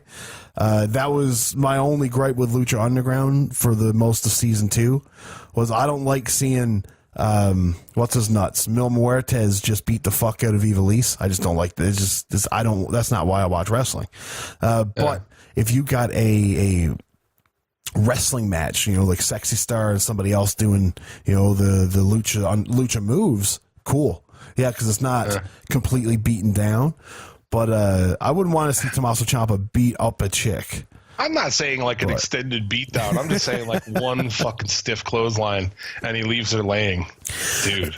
It would be talked about. That's for sure. Be awesome, but fuck, WWE. The furthest I would go would have him grab her by the hair, have her on her knees, and make her suck my what? Well, obviously, they're hinting at that part with him. It's like I lived with you for 2 years, and to watch you pick that man is, you know what I mean? It's like they're not all the way there, but there's subtlety of, you know what I mean? It's like I'd like to fuck you. Well, who wouldn't like to fuck her? Dude, she is the new 5 feet of fuck meat. Yeah, she's pretty hot. Yeah. Ricochet Velveteen Dream, which was a pretty good match until fucking Lars Sullivan came out. I was more into the Lars Sullivan bit than the rest of the match, honestly. I liked what they did here, turning Lars Sullivan heel. I do. He manhandled those guys. Wait, wasn't he a heel anyway? No, he was more of a baby face, in my opinion. When he first started, he was beating up his partners, but then he'd go and apologize to them and oh God, that was so bad. Right? So now just having him come out and just lay everybody out, man. Sure, he wanted that North American title, so he's laying out everybody that stopped him from getting it. I guess it just really made me like want this match even more. So I guess it did its job. But I actually really was enjoying Ricochet and Dream. It was a good match. I mean, you're pretty limited on Velveteen Dream and what he's going to do, but with Ricochet, Ricochet's able to bring a good match out of him. Yeah. We have that heavy machinery shit backstage we talked about where they were talking about meat and moms and shit. I don't even know what they were talking about, dude. Man, all I know is just Dozovich when they ran in. Oh, look, a bunch of cheaters. Yeah, they have a match with TM61 next week. Fuck, Otis Dozovich, push this man. Yeah. Oh, goddamn, please. Yeah, we have the main event we talked about, so. Yes, a top 3 match of the week. Yeah. What else do you want to talk about? Super Juniors? Yeah, we can get into the Super Juniors there. There was a show last night. I haven't seen that one, but the night one was Block A, and the first match was Tiger Mask against Yoshinobu Kanemaru, who is one half of or are they still the junior tag champs? Desperado and Kanemaru? I think they are. But this is the match between the two oldest guys in the competition. It's Tiger Mask at 47 and Kanemaru at 41. It was a good match. You know, it actually, especially when you look at the age of the competitors. Tiger Mask can still go. Kanemaru's a good hand. He's nothing special, but he's a good hand. And Tiger Mask wins. Right. Then we have Flip Gordon ACH. Which, like I don't know if I said this on air, but the women love Flip Gordon. Yeah, goddamn it. They absolutely love him. Someone needs to tell those chicks that he thinks the earth is flat. Yeah, stupidity doesn't help. But, I mean, I know plenty of girls that will date the stupidest man alive. Yeah, that's true. So, the brains aren't really what they're looking for. They're still stuck in the caveman days.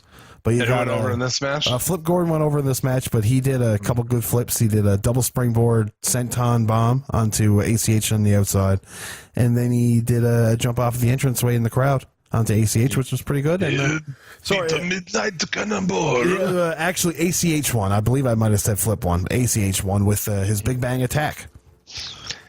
The Big Bang attack. There's another Big Bang's probably another thing that fucking Flip Gordon is problems with. Him and AJ Styles will probably get along pretty good. Yeah, right. Then there was a completely skippable match between Bushi and Yo. Yo wins. Oh, yeah. And then we had the Will Ospreay Taiji Ishimori match, which we had, a great. Very good. Great, yeah, it was absolutely amazing. There's going to be so many fucking good matchups throughout this show. It's going to be tough to get them all watched, but there's some good shit.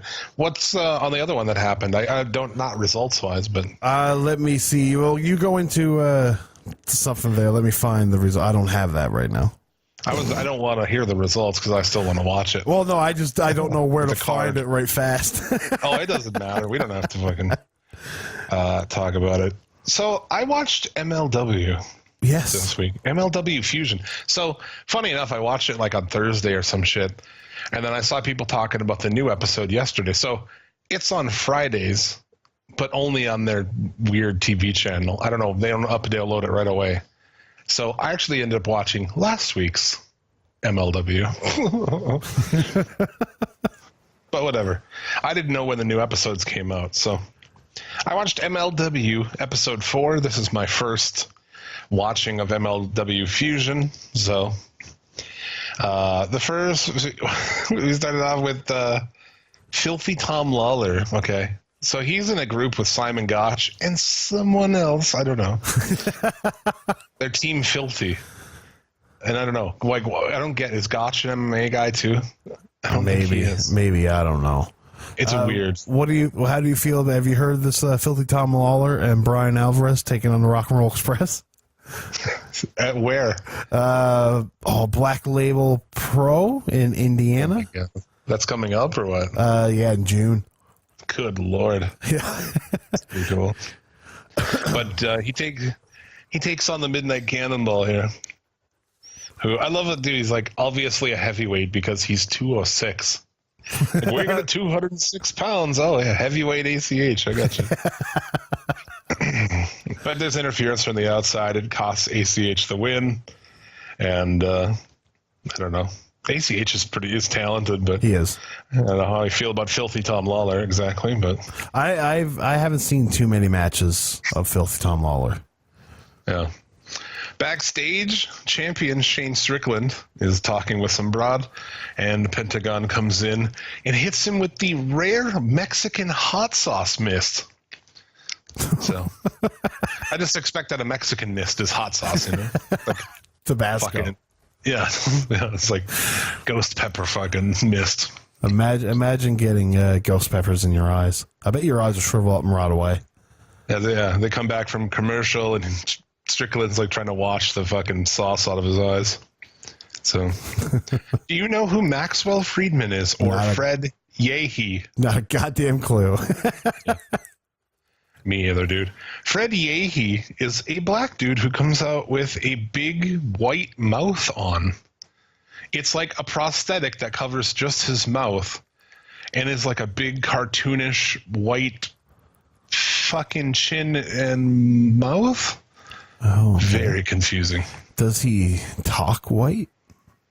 Well, no, he just takes the thing off when he wrestles. But he when he speaks, though, does he speak like cliche white? You know what I mean? Like, no, I don't know. It's just I don't think it's that deep. I think it's just like he wears this weird fucking. If someone knows what the fuck, please hit me up. Tell me. I have no idea.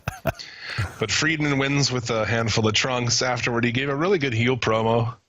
Kind of goes into like he pulls the, you guys will. I envy you because you'll never know what it's like to, have a terrible limo driver or shit like this. It was pretty good. Not bad. What the fuck? They have Callahan there. Last week he attacked MVP with a bat. So he's running that gimmick there. And then your main event, Joey Janela taking on Jimmy Havoc. You familiar with Jimmy Havoc? Yes.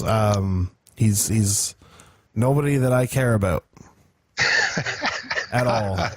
How about Joey Janela? Joey Janela in certain instances, sure, but I have a feeling in the Jimmy Havoc circumstance, I wouldn't search out and watch this match because all this is going to be is CZW, in my opinion. And Jimmy Havoc is not a good enough wrestler to do anything but CZWS stuff. It's a hot take right there. Yeah. Jarrett, where's your fucking hot takes? I'm sick of doing them. Yeah, Jared needs to come back with the hot takes, motherfucker. Janela tries to slide down the rail. They've got kind of a little stairway with a rail. He tries to slide. He slides like barely at all and just stops and that's like get off the rail. Fuck, man. Because he like had too much grip, friction. I don't know. Yeah, he's too sweaty. I think this was a bogus adventure match, is what I gathered from commentary. Which commentary? I don't know who the other guy is, but one of us is Tony Schiavone, and that's pretty fucking. It's Rich Brennan. It's the guy from NXT, the guy we liked from NXT. Oh, right. Yeah. That makes sense. But this was, it's so funny that you're like, well, CZW, fucking. This match included chairs and a house door. Which a house door under the ring, okay. Tables and all this. Why? It makes no sense. Yeah.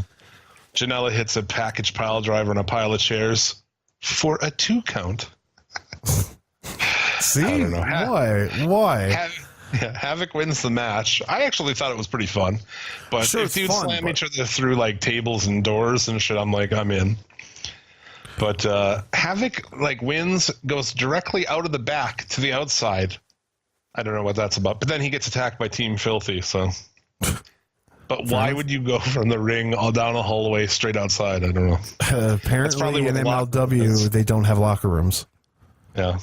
Remember that shit in NXT, right? They have like an outdoor area where, if you ever see backstage shit where it's like after the match, they're outside in like a fenced-in area? Yeah. When I was at a Supercard of Honor, WrestleMania 31 weekend or whatever the fuck it was, they had the same thing. There was a fenced-off area behind the arena or the armory. It wasn't a very big. It was like a sports and recreation center. You know what I mean? It was a gym. Yeah.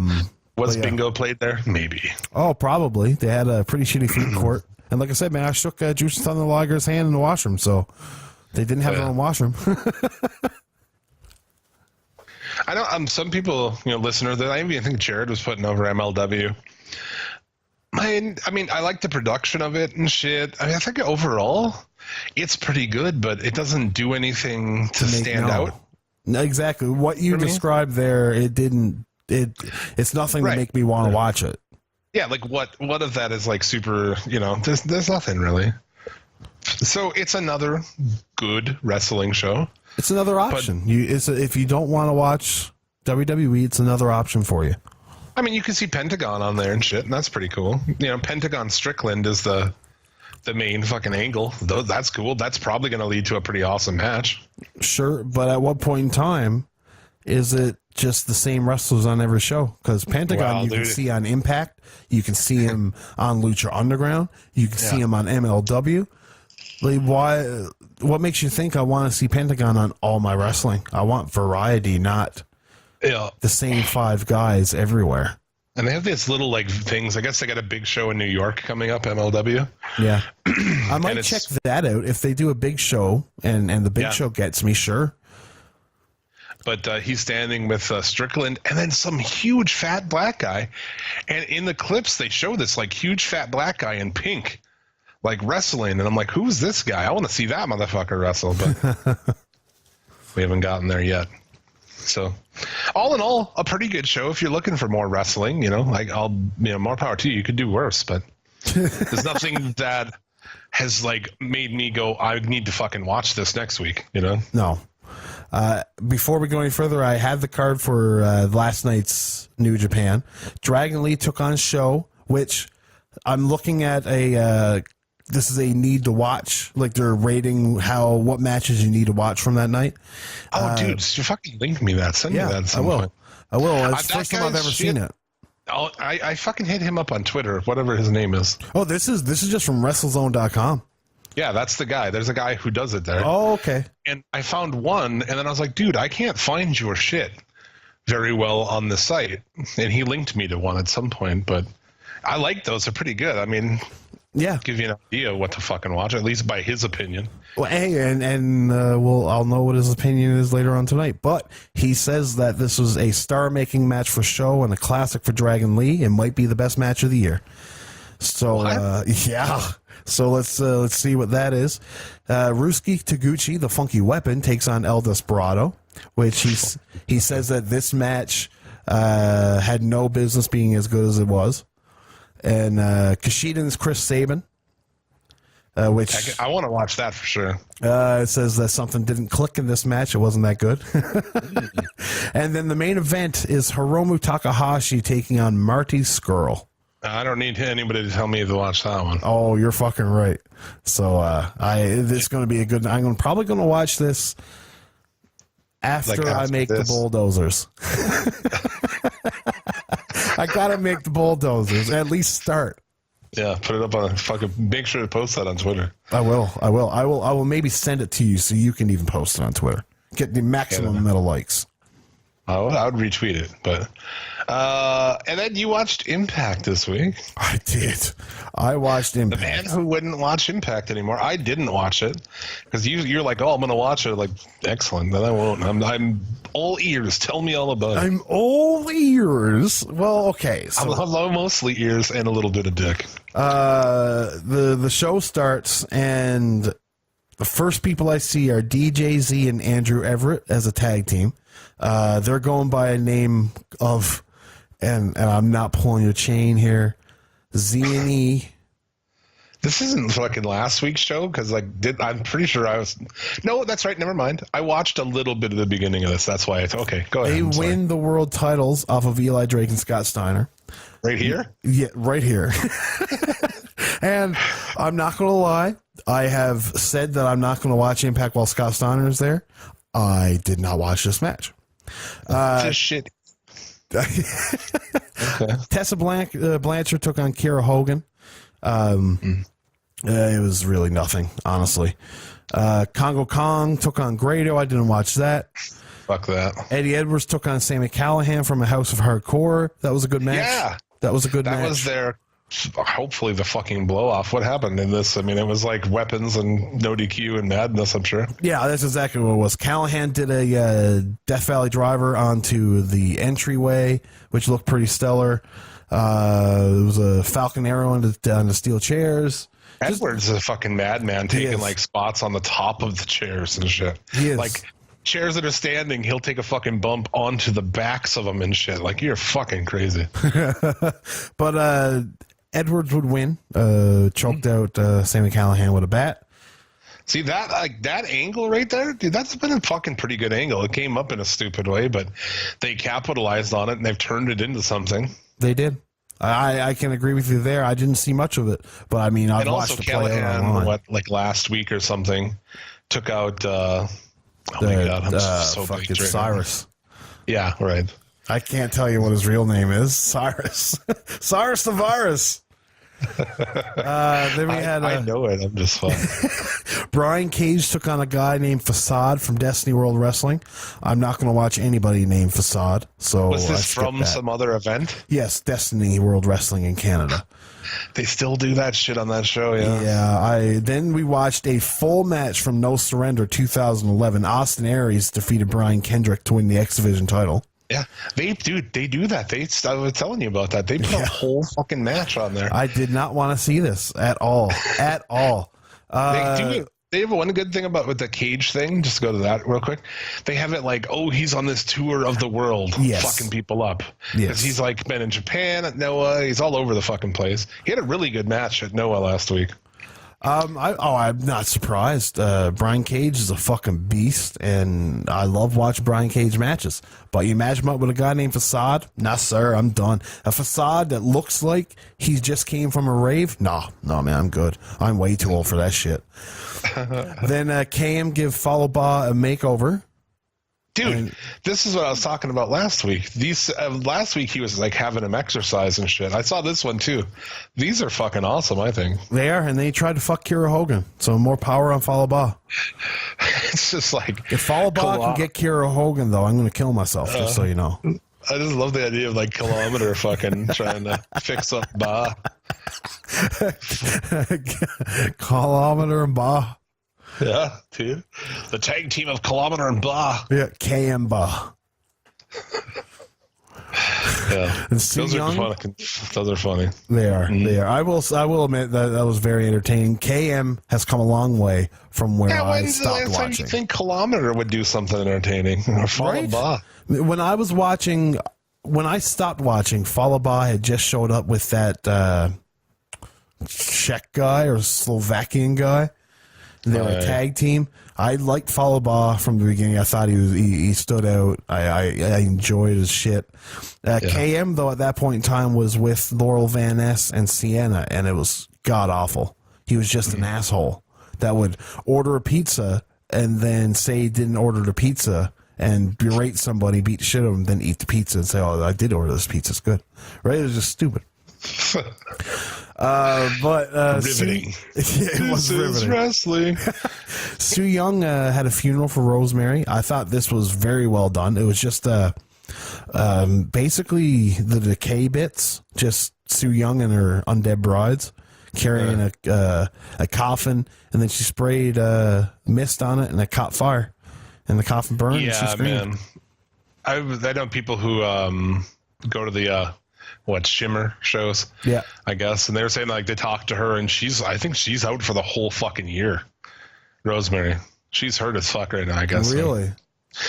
Yeah, if she isn't, she's out. So, who knows? Well, at least they can still go with the Su Yung bit, because I've always been a fan of Su Yung, and apparently Rich Swann's going to be doing some work for TNA. That might not work out very well from you having both of them on every show. Yeah, like arguing and fucking around backstage will be great. No, I did see that. That's cool. I like Swan in the X Division. I mean, even though their X Division now is like, it is a shell of what it used to be. You got Petey Williams, and who else do you have? And then you lost Ishimori. You got all the Mexican guys. Yeah, you got Matt Sydal as well. I gotta admit, Jim, I'm not into Phantasma and TNA. The Chocolate Lover or whatever the fuck he's called? What Pentagon was calling him the. I have no idea what that's I about. don't know. That was. I can't even begin to explain it. He was like the Chocolat Prince or something like that. He's not even chocolate. He's like fucking caramel, man. I know, but they were calling, and if that's what they're going to do, I'm not into that. But Phantasma work rate, cool. But get rid of the chocolat stuff. I never even heard of that. That's weird. Maybe it was the first time they did it was this week. Stop it. Yeah, but if it is, fucking stop it. Stop it. They took on Austin Aries and Matt Sydal. Pentagon and Phantasma end up getting the win, and this will lead to next week where Matt Sydal will defend against Phantasma, and in 2 weeks at Impact Under Pressure, Pentagon Jr. will take on Austin Aries. Is that what it's called? Yes. Fucking awesome, dude. Well, fucking done. There you go. Some fucking Impact. Yeah, that is some Impact. Just on a quick note, I watched the Stardom Cinderella's tournament. I can tell you what not to watch and what to watch in Stardom. That's for sure by watching that. Yeah, watch the one with the Japanese girl in it. Io Shirai and Mayu Iwatani, they had a time limit draw match in the semifinals, and it was fantastic. Great. It was fantastic, which made the next semifinals match, which was B. Priestley and Watanabe, the finals, and that match was really good as well. So, Watanabe is somebody to watch. She's really young, but Hazuki and Brandy Rhodes are complete and utter garbage. Brandy Rhodes injured. Brandy Rhodes regular is trash, but hurt. Oh, great. Yeah, the Hazuki girl is about 85 pounds soaking wet, and whenever she does anything, it looks like she's going to break her limbs or what. It's not a good sight to see. It's really not. Like, she goes to punch people, and it's like she's punching a pillow. Because there's no way that those forearms arms could hurt because they only weigh about 7 pounds each. Right? Like, imagine me hitting you with a twig. It's going to smirk. It's not going to hurt. But this is one of their big events of the year, or what? Yeah, the winner gets to wear this oversized Princess Peach dress, and literally, it's the Princess Peach dress. She goes on a date. You can win a date with Mario. Yeah, and then a big, ugly, fucking greasy, scaly dude comes and steals you, and Io Shirai's got to try to save you from Aja Kong. But yeah, the winner gets a title shot. And so Watanabe will take on Io Shirai. I don't know when. It hasn't happened yet, but yeah, that's pretty cool. And then just it, man. There's so much other. I don't know. I'd find it to look pretty hard to find that shit, but I know All Japan has some fucking shows, and Noah has shows, and yeah, I'm limited on what I'm going to watch in Japan because New Japan takes up so much. But, Best Super Juniors. Yeah. I would be watching probably. And how many of the other shows of this? It's all the time, yeah.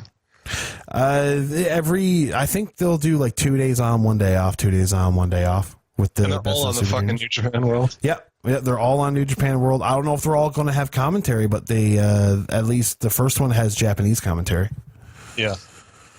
So, and just before we get off that topic, if you want daily breakdowns of the best of the Super Juniors, head over to the Federation's Patreon, bitch. Spend some money. Oh. Yeah, you guys breaking down the whole fucking deal, huh? Me. Yeah. Yeah, just me. Yeah, there's a new episode of the Federation up right now too, right? Yes, with it's a Texas shootout, and if you head to our Twitter page and you retweet our Steiner Theory pinned tweet, it's you can win a free month of the Fug Club, like our friends Jay Dune and Johnny Utah. Oh yeah, that won free months of the Fug Club this week. Nice. Both those dudes listen to this show. Good guys. Yes, and they get you get a suplex. You get a Federation art print sticker and free month of all the audio you can fucking listen to, my friend. All the audio you can fit in your fucking ear holes. Fucking A, man. And also on the Suplex City Limits channel, been putting up a bunch of ringside of the gym. I got a bunch of people. What the fuck was that last episode? What was he wearing? I haven't seen it yet. But what was this? Was he a box? Burbs and I watched 6-man on man tag action. It was Adolf Hitler and the Rainbow Reich took on Funny Bone, the Ghost of Macho Man, and the actual Jake Roberts. Man, how did Jake Roberts like working with the Ghost of Macho Man? I wonder. He seemed like he was having a good time. This is from 2 years ago, so. But yeah, Adolf Hitler. You can only imagine what Burb's reaction to is when Adolf Hitler walks out and he's got a Legion of Doom fucking shoulders with just tons of dildos on it. Where was this from? It's like from I forget what the company's called. It's out of Vegas. It's Freak Show Wrestling. It's ran by Sin Bodhi. Right. Remember, didn't we see that Sin Bodhi guy on a recent Impact? I think from so. Like some bumfuck place, and I was like, oh, who's this weird clown guy? Do you know who's a big fan of Freak Show Wrestling? Who's that? Corey Taylor from Slipknot claims it's his favorite wrestling. Dude, I fucking love it, man. I haven't seen it. I got to check it out. But now that I know that's what that was from, okay. Yeah, exactly. With like ringside with Jim, if you haven't checked it out yet, and I know a lot of you haven't because I can see it in the numbers. Oh, you fuckers! No. You fuckers. You can watch along all these matches, and I have different guests. We hang out. We fucking have a good time with it. So check that out. And we just recorded December to Dismember for pay-per-view Take 2. That's coming out on Monday to the channel. I can't believe it, but like through Jared drinking a bunch and me smoking a bunch, we fixed that show. I stand by it. We fixed that motherfucking show. There you go. There you go, Jim. So can't wait to hear that. And after listening to all the SCL shit and all the Federation shit, if you still need more, I suggest checking out our friends at Wrestling Soup, The Strap, Shooting the Shiznit, Sat Pod. Who else we got? The Inhuman Experience. Yes. Well, for a little something non-wrestling, check them out. Paranormal's shit. That's hosted by our boys Bobby Blades and Bobby Anthem. You were recently on the THT podcast. I was. Check those guys out. Yeah, check out THT. What is Smack It Down? Check that out. Viva La JD has a little SmackDown thing. So I think that is all for our shout-outs. Do we have anything else to cover before we do our Twitter shout-outs and get the fuck out? We have a audio clip sent to us from Sir Ravishing Dick Rude. Sir Ravishing Dick of Rude? Yes. Yeah. Yes. I don't know if he's this is his rebuttal from the 11-minute thing that we started to play and did not finish. Yeah. But here goes nothing.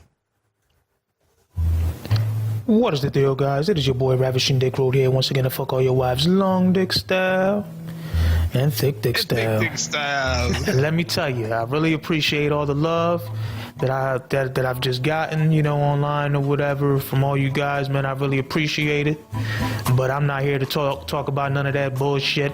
If you know what's going on, then you do. If you don't, fuck it. Crawl out of that rock that you're under and quit masturbating, you fucking faggot. But anyways, man. I'm not really worried about none of that dwelling bullshit. I don't care about none of that right now. I'm not here to talk about that. What I'm here to talk about is, listen, if y'all motherfuckers thought that I was bad before, if y'all thought I was absolutely out of my fucking mind before, motherfucker, I'm even more out of my mind now because I have even more reason not to give a fuck. Alright? A lot of things in life happen unexpectedly. It is what it is. Doesn't mean I'm gonna be reckless, but it is what it is. I have a lot of time on my hands. Well, a lot of free time on my hands. And it just gives me more fucking reason to fuck more bitches. And that's exactly what the fuck I'm gonna do. And see, now I'm done fucking with these little bitches now. I'm going for the jackpot. I'm throwing it all out. I'm all in. Yeah, Joey Numbers, I'm all in, motherfucker. Yeah, nigga. I'm all in.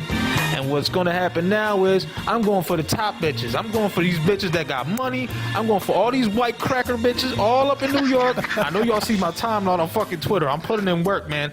Listen, I'm going to get all these bitches and I'm going to bang the fuck out of all of them, and I'm going to leave them with memories that they ain't ever had in their life. And it's that long and thick treatment, motherfuckers. And let me tell you, it will be documented. And I've already got 3 bitches. 3, count them, motherfucker, 3. That I got ready and lined up for filming for my Pornhub channel. And you already know I'm about to get crazy with it. Dude, none of this shit is gonna stop me, buddies. I don't give a fuck if it's motherfucking blood clots in the motherfucking lungs. I don't give a shit if it's heart problems, buddy. I don't give a shit if it's cancer. I don't give a damn what it is. I'm going all in, long dick and thick dick style. Ain't no stopping this, baby. You already know what the fuck I'm about to go do. About to go fuck somebody's wife. I will say, if I'm one of these Pornhub videos, he has a blood clot turns into an embolism, probably be the most famous porn video of all time. Jesus. Oh boy, fucking Ravishing Dick Rude. I love that guy, dude. He's a better promo than like most people in WWE. I agree. I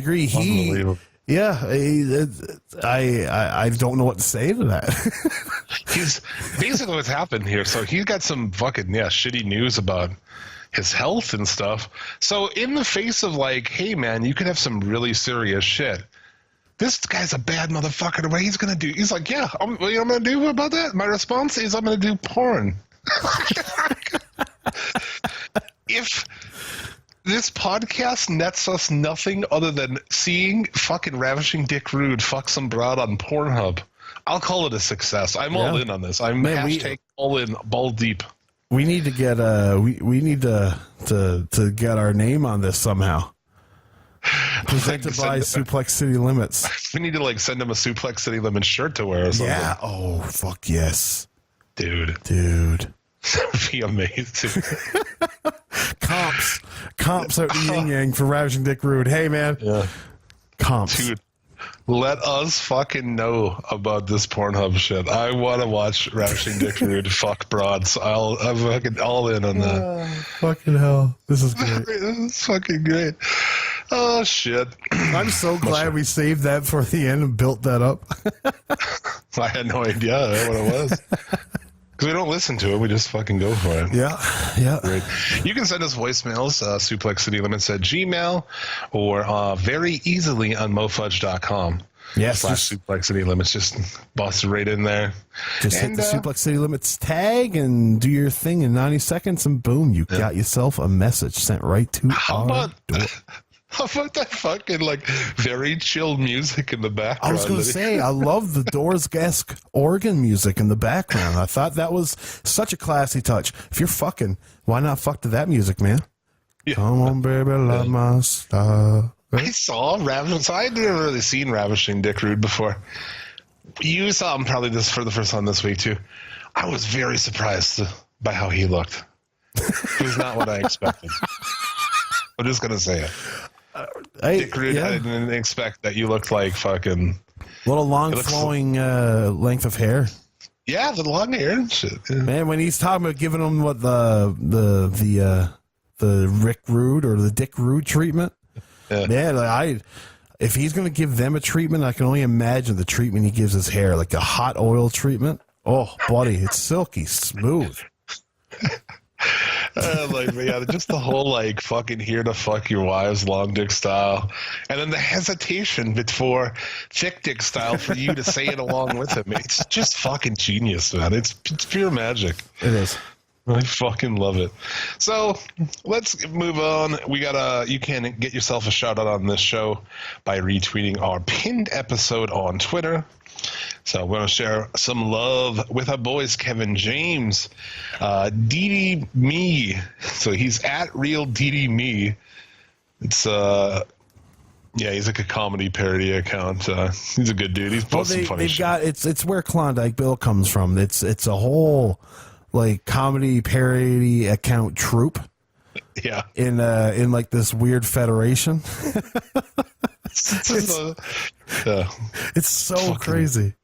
Yeah, hashtag balls deep, dude. It's the whole thing. Balls Deep should take place March 2019 at Las Vegas.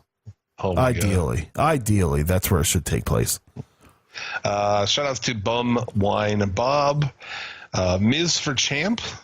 That has to be Mizcast, right? Has to be. No, it's Heather Ambros 12. Oh, it's okay. Fair enough.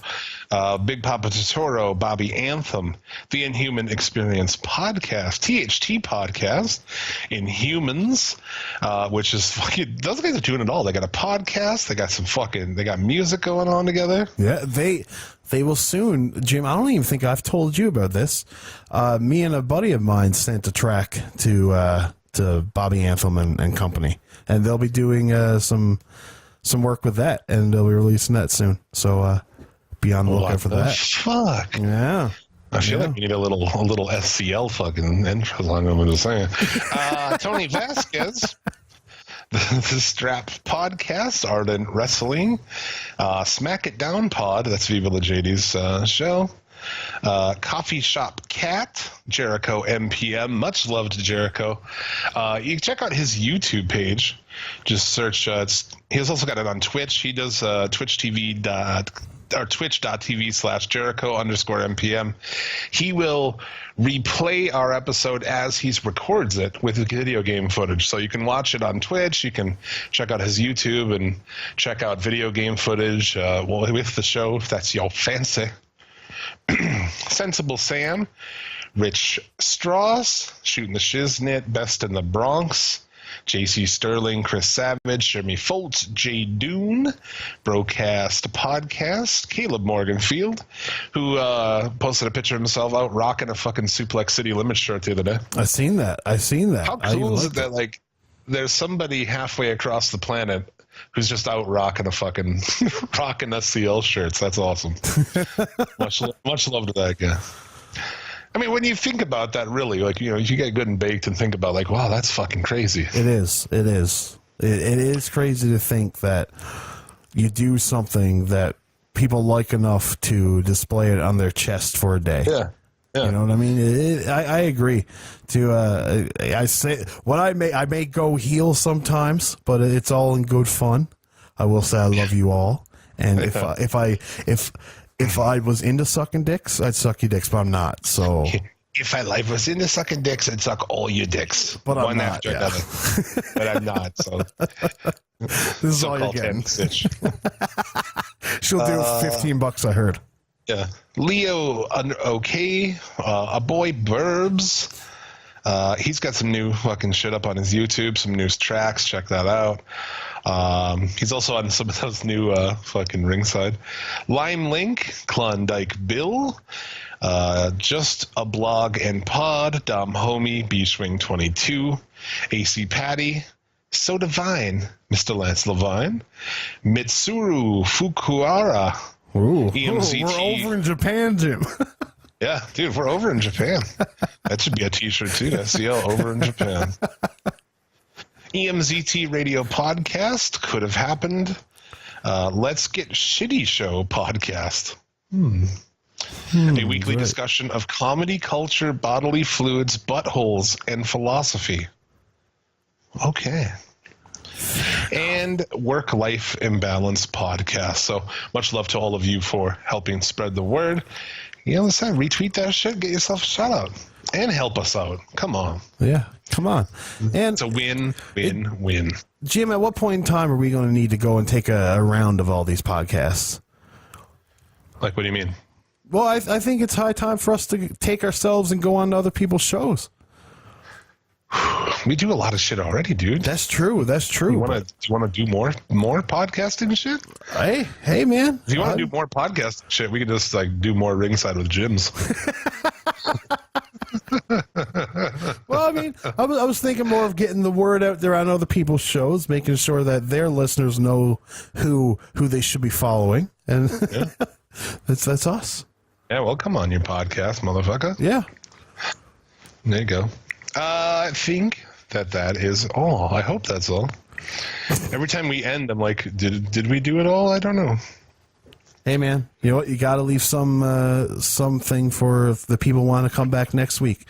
Usually that's my sexy voice and big dick, but this week it's flaccid. And hopefully we've forgotten something that will make you want to come back and watch. If you get enough likes and retweets, maybe we can get his dick hard. It's going to take 100 retweets to get it there. It's like one of those fucking Facebook posts. Like, Mom said that if this gets shared 1 million times, God will take away my cancer.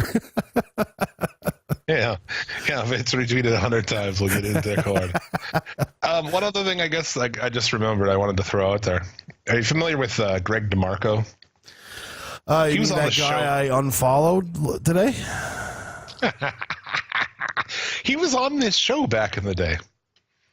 Fair enough. When it was me and Rando, he fucking guested and he kind of promoted the show he was booking because he runs some kind of fucking thing. Anyway, why did you delete him? First, let's start there. I don't. He's a tryhard.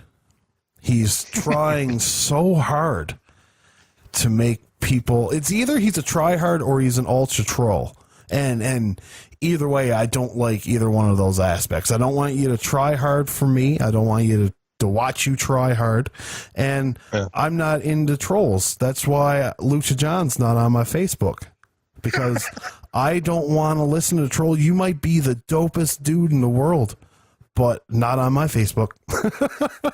Right? So, yeah, Greg DeMarco, it caught on. It had like a bunch of retweets. It was all over the place. So he posts the following statement. It's a picture of Daniel Bryan on the left, and it's a picture of Roman Reigns on the right. And he says, I've been showing non-wrestling fans at work these pics today with the question, who would you pay money to go see?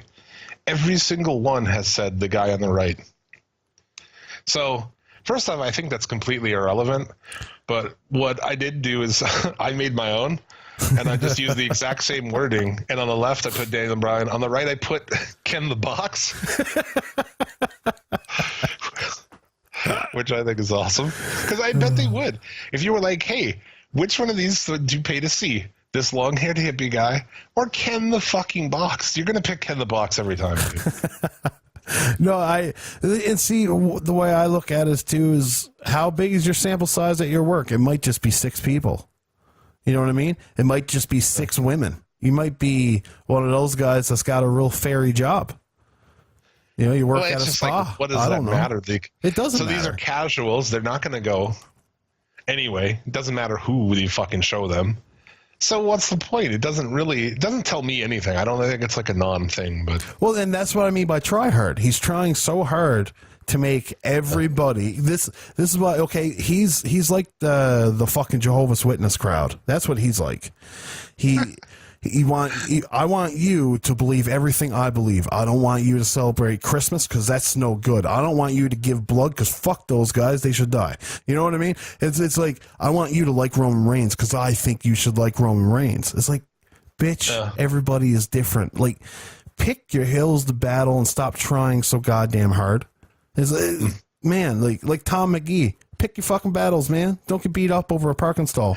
Yeah, you could have parked 2 spots away and not had your head caved in, probably. So. Like, by no means does Greg DeMarco deserve to get his head kicked in for this. No, exactly. I just want to make sure that it doesn't sound like I'm saying that. Oh, yeah, no. But it's, man, like, nobody cares. And sure, you're going to get less. Well, no, he's not. He doesn't seem like a nice guy from what I was reading on Twitter. He's not a nice guy. He's a fucking idiot. If he listens to this, more power to you, because I think you, Greg DeMarco, are a fucking idiot. So love it. That's a hot take right there.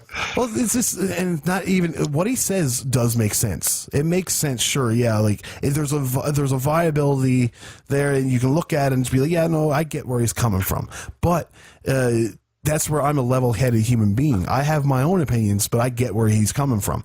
He has his own opinions, and if you don't have that opinion, you're wrong.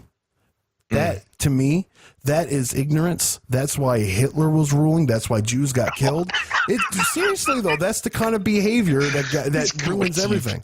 You know, it's the kind of behavior that ruins everything. It's just you're not thinking. You're just stubborn. He's Fuck all yourself. in right there. Fuck That's one yourself, thing I've dude. always said about like trying to do with this show is you listen to a lot of shows and it's just like we are fucking experts, so you should agree with what we said. Like this show's just like never hid behind the fact that it's like we get together, we get fucked up, and we just have fun talking about the week in wrestling. You know what I'm an expert in, Jim? I'm an expert in smoking weed. I'm an expert in knowing what I like in wrestling. Yeah. I don't know what's best for wrestling as a whole because I know what I like and that's it. You know what I mean? That's what we all are. Even Greg DeMarco, he likes Roman Reigns. He likes Cesaro. He likes New Japan. Yeah, sure. It doesn't mean that because you fall in this indie smart category that just because you like Roman Reigns means everybody else should. Go fuck yourself. Done. Mike, drop. There it is. There it is. Fucking A, man. I think that's going to do it. So come back next week. We'll be here again. We'll be getting high again. We'll be talking wrestling. We got a bunch of New Japan Super Juniors to talk about. And I'm sure we'll be back to shit on the Zayn and Lashley's sister thing. So we got all that to look forward to. Plus the build for Carmella and Asuka. I mean, come on, dude. Come on, man. What's not to love? And you guys got an extra long episode this week, so. Well, it happens. Mm-hmm. With all that wrestling we watched, it happens. So until next week, we thank you all very much for listening and supporting the show. And until then, may you get all of the dick and or pussy you desire. Remember, a winner is you, and be excellent to each other. See you next week.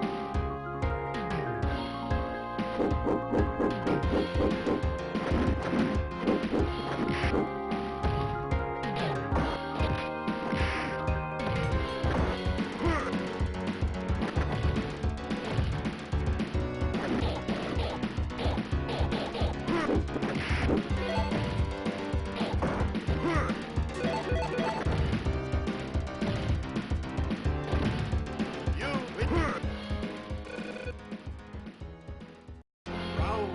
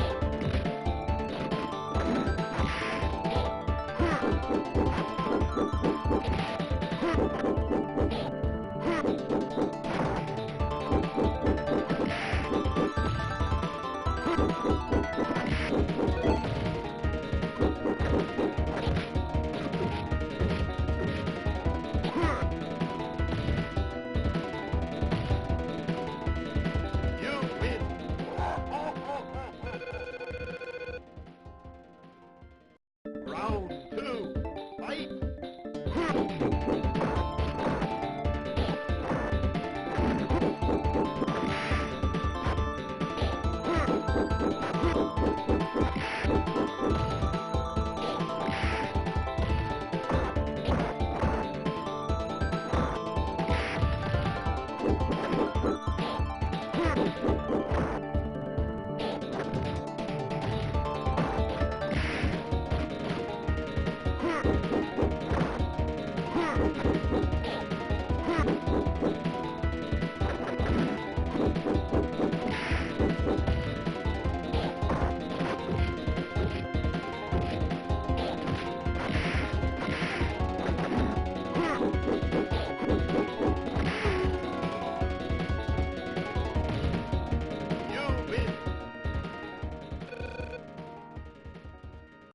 Round three, fight!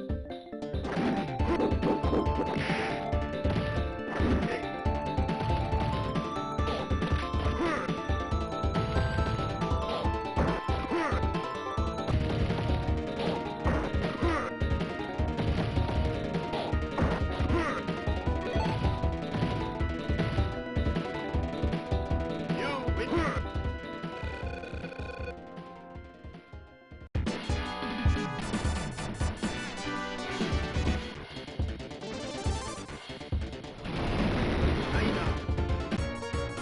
Round one, fight!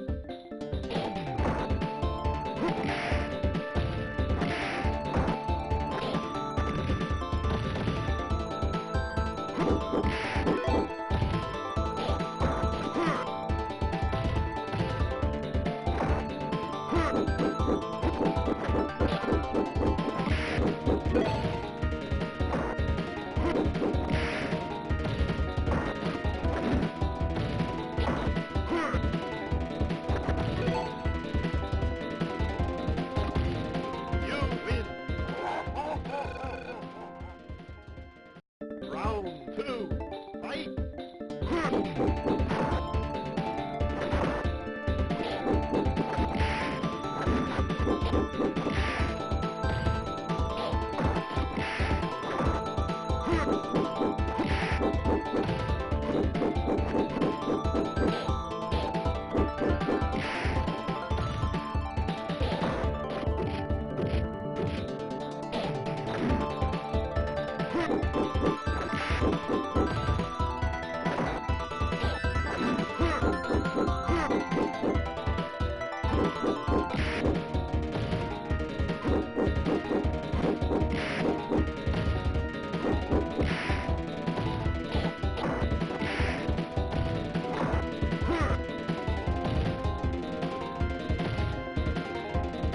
You win!